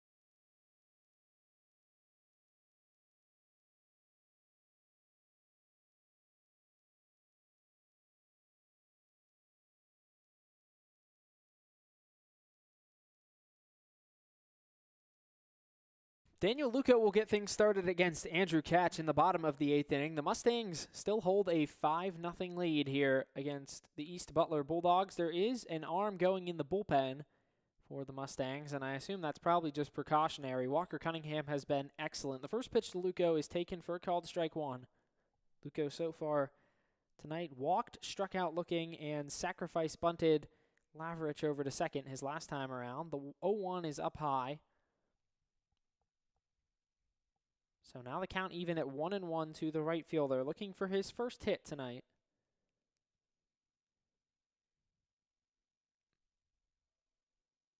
And now a look out towards the pitcher from the home plate umpire. It looks like it's going to be a balk called, and now the count 2-1.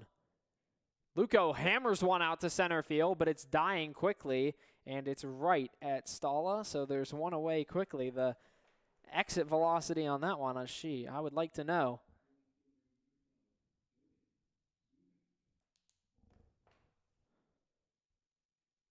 I'm sure everyone would like to know. That one was hit very, very hard.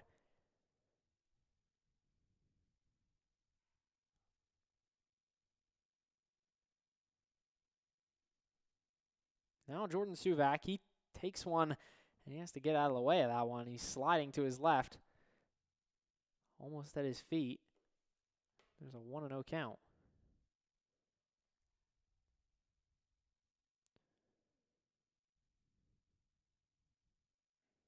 That one is swung on and missed. Hard fastball through the zone there. So a 1-1 count now again. Back-to-back 1-1 counts to Luco and Suvak, two John Carroll teammates. That one's popped up back toward the press box, and it's going to land foul. 1-2 now.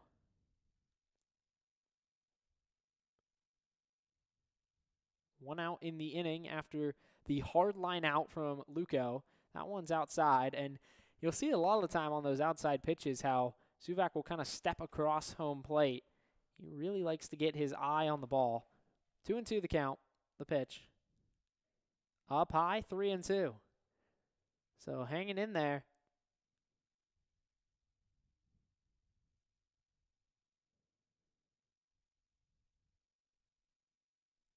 Payoff pitch, spike down low in the dirt, and Suvak walks, so he's aboard for the second time tonight.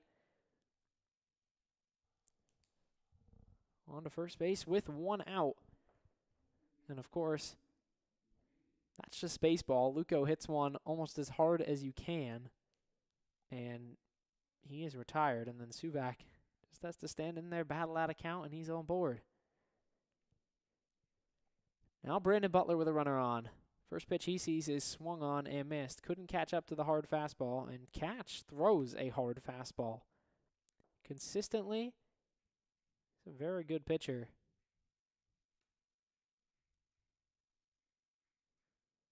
Oh 1. Popped foul, and it's 0-2. Runner on first, 0-2 the count with one away. Jordan Suvak out there on first base for the Meadville Mustangs. Mustangs are trying to hold this lead through the top of the ninth inning in advance to the finals championship series. That one's thrown onto first base, and the runner is safe there. And now a dropped ball from Floro. Suvak's going to take advantage and run up to third base. It was a ground ball to the shortstop, Corley. He got the throw on to first in time, but Floro can't glove it. So Butler reaches on an error for the second straight at-bat, and there's runners on first and third with one out. Now it's going to be Noah Ross. He swings and misses at the first pitch. Hard fastball through the zone there.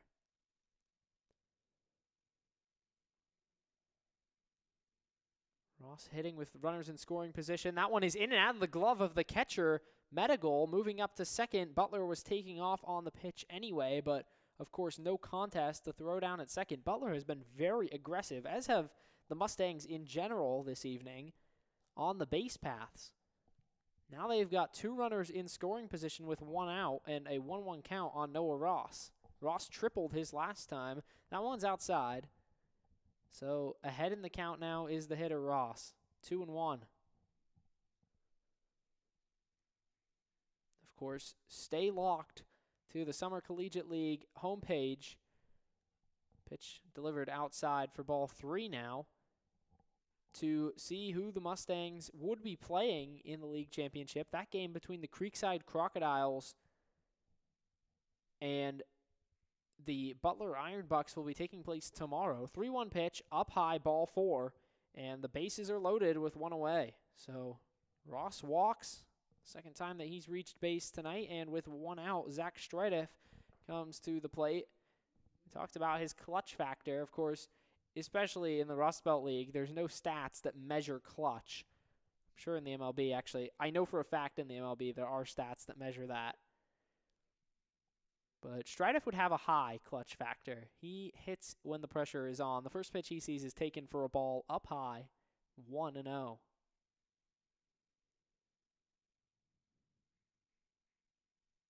And a balk called, and the runner is going to score. They're saying that Catch balked on the way in. And now there's a little bit of confusion going on, maybe. Suvak has not advanced home, but it looked like the base umpire pointed, and maybe a disagreement between the home plate umpire and the base umpire on whether or not it was a balk. But Catch was shaking his head as to say no, but it was a definite point to the pitcher, and then he pointed to the runner and motioned home. But Suvak stays on third. It's a 2-0 count to Strideff. First pitch he sees after that little incident is outside, and now down low 3-0. So he's in danger of walking in the run anyway, and what a strange coincidence or just incident that was right there. A little bit of a coincidence, because how often do you see that? 3-0 pitch, down low in the dirt, ball 4, and he walks him. So back-to-back walks from Catch yield a run. Bases stay loaded, and it's 6-0 Mustangs. At this point, if you're Cosby, unless you're worried about the pitch count, I feel like you have to feel pretty good about sending Cunningham back out there for that 9th inning. Still hasn't allowed a run. Cole Grable now with the bases loaded. Still just one out. First pitch is up high. Fastball gets away from him. And the Bulldogs, maybe a blessing in disguise for the Mustangs. Of course, East Butler has played Meadville very tough this year. But they beat the 3B Barons in the first round, and now that pitch is way high up past the catcher, and it gets a good bounce back, and they get Butler at home. But Butler not at fault at all for running. That pitch way past the catcher, and it was just thrown so hard and so high that it gets a great bounce back to Meadville, and he's able to get in front of it and tag Butler at the plate. So it stays 6-0. Runners on second and third, 2 outs. Cole Grable still at the plate with a 2-0 count. The pitch, outside, ball 3. Nowhere near the zone on any of these pitches is catch. 3 walks in the inning already. Mustangs have scored a run without recording a hit. Here it comes. In there for a called strike, 3-1. So after he struck out 2 in the 7th inning, this 8th inning has been a bit more of a challenge for him control-wise.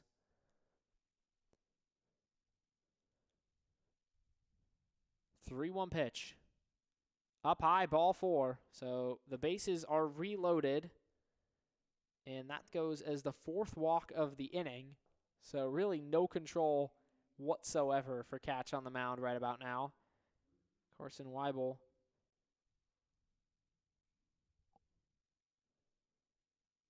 comes to the plate with the bases loaded, 2 away. Called strike on the first pitch that he sees.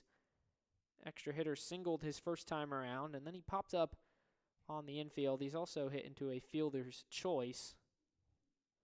0-1. Up high, way out of the way. Meadville just gets a glove on it. It's 1-1 now to the extra hitter. Wilson will follow him.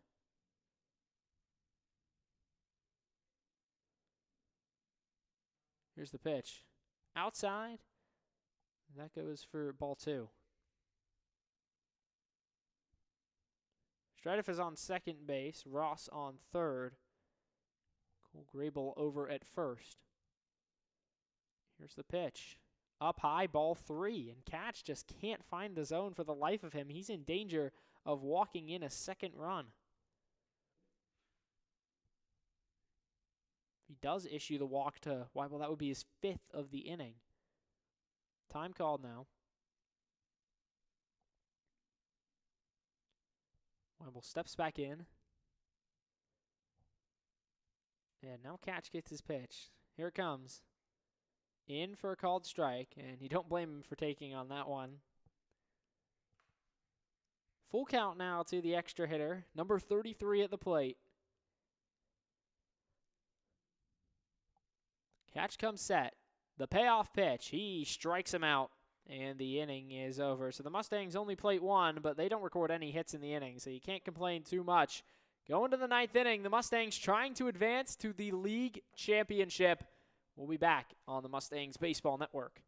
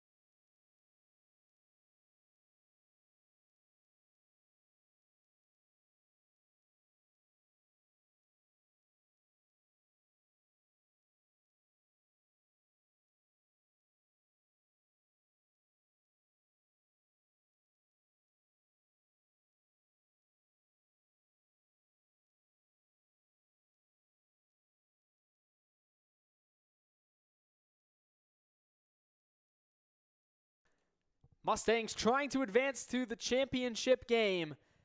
Championship series. They lead this one 6-0 in the top of the 9th inning. Marco Vesey will start things off against Walker Cunningham. He'll face the 1-2 and 3 hitter. His first pitch is taken for a ball. Slider away just off the outside corner. So Vesey up in the count early. That one's in for a strike fastball. If Meadville advances, either way, they'll be the lower seed. It's 1-2 in the Tri-State Collegiate League. And, of course, the 3 and 4 playing here tonight. 1-1 pitch from Cunningham. Swung on and missed. A slider through the zone. And now 2 strikes on the third baseman. He is 0 for 3 tonight. 1-1. 1-2 rather, is lined out to center field. That one gets down, and it's a leadoff single for Marco Vesey. He sends one out into center field. Hard hit line drive on the 1-2 pitch. So his first hit of the night, now Brendan Corley. 1 for 3 with a double. Cunningham working out of the stretch. He's done so well tonight. Stranded runners on second and third as he delivers ball 1 with nobody out in the very first inning. Had a runner on third with 1 out that he stranded. He's been able to keep runners from scoring tonight. The 1-0. Down low in the dirt off the mask of Stridiff, but it bounces out in front of him. So the runner's going to stay put at first. It's 2-0.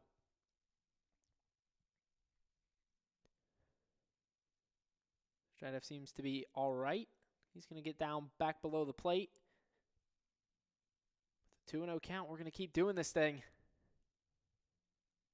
Cunningham looks the runner back to first. 2-0 pitch. That one is ripped hard to the right side and through into right field. Out all the way to the wall. Luco is onto it. The runner coming around from third is going to score, and it's a triple for Brendan Corley, and he breaks the scoring open in the final inning. Walker Cunningham trying to complete the shutout. He can't get it done. It's 6-1. And now Ben Cosby, don't know if he's coming out to immediately bring Cunningham off, but I'm sure he does not want to take any chances in a game like this. And he's giving him fist bumps.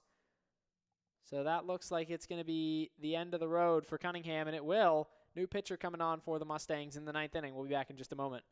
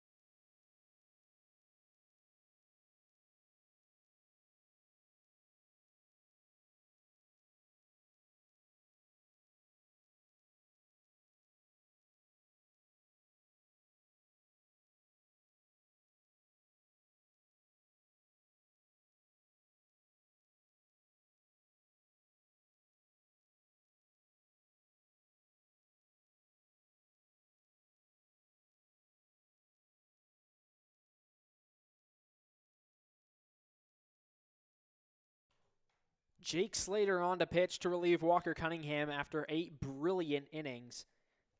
Slater has been reliable at the bullpen in the second half of the season, and he's trying to get the job done with a runner on third and nobody out.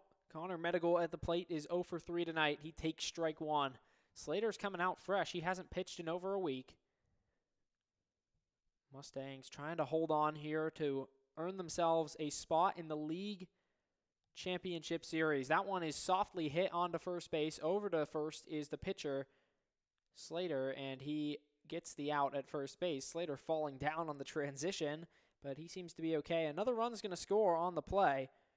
So it's a ground out, but it's 6-2, and now the Mustangs' lead has been shortened to just 4, and that will go on Cunningham's night. So for him, 2 runs, 2 earned in 8 innings, 7 hits, no walks, and 7 strikeouts for the righty. So a big night for him, and the bases are empty now for A.J. Kuzier. He struck out all 3 times tonight.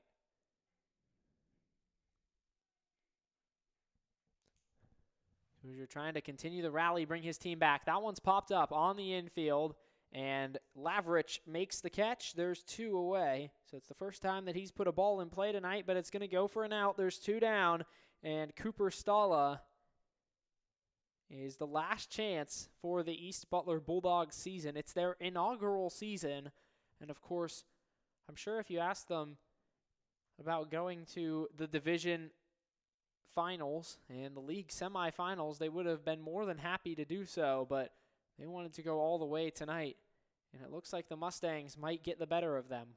0-1 the count after the first pitch in there for a called strike. Slater's ready for the 0-1, and he delivers in the dirt. It's 1-1. Went to the off speed.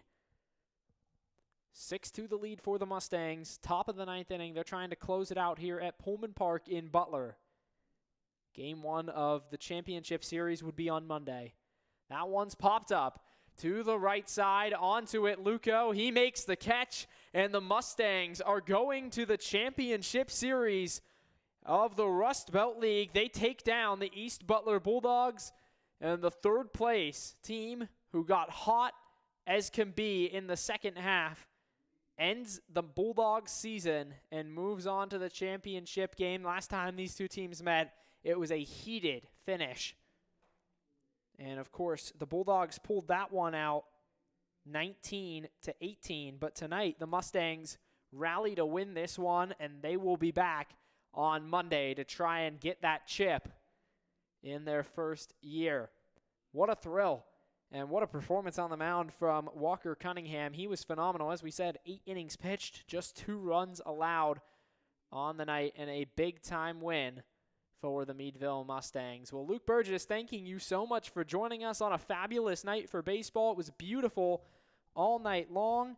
And, of course, what could be more beautiful than capping it off with a Mustangs win here tonight? We'll catch you on Monday for the league championship back on the Mustangs Baseball Network.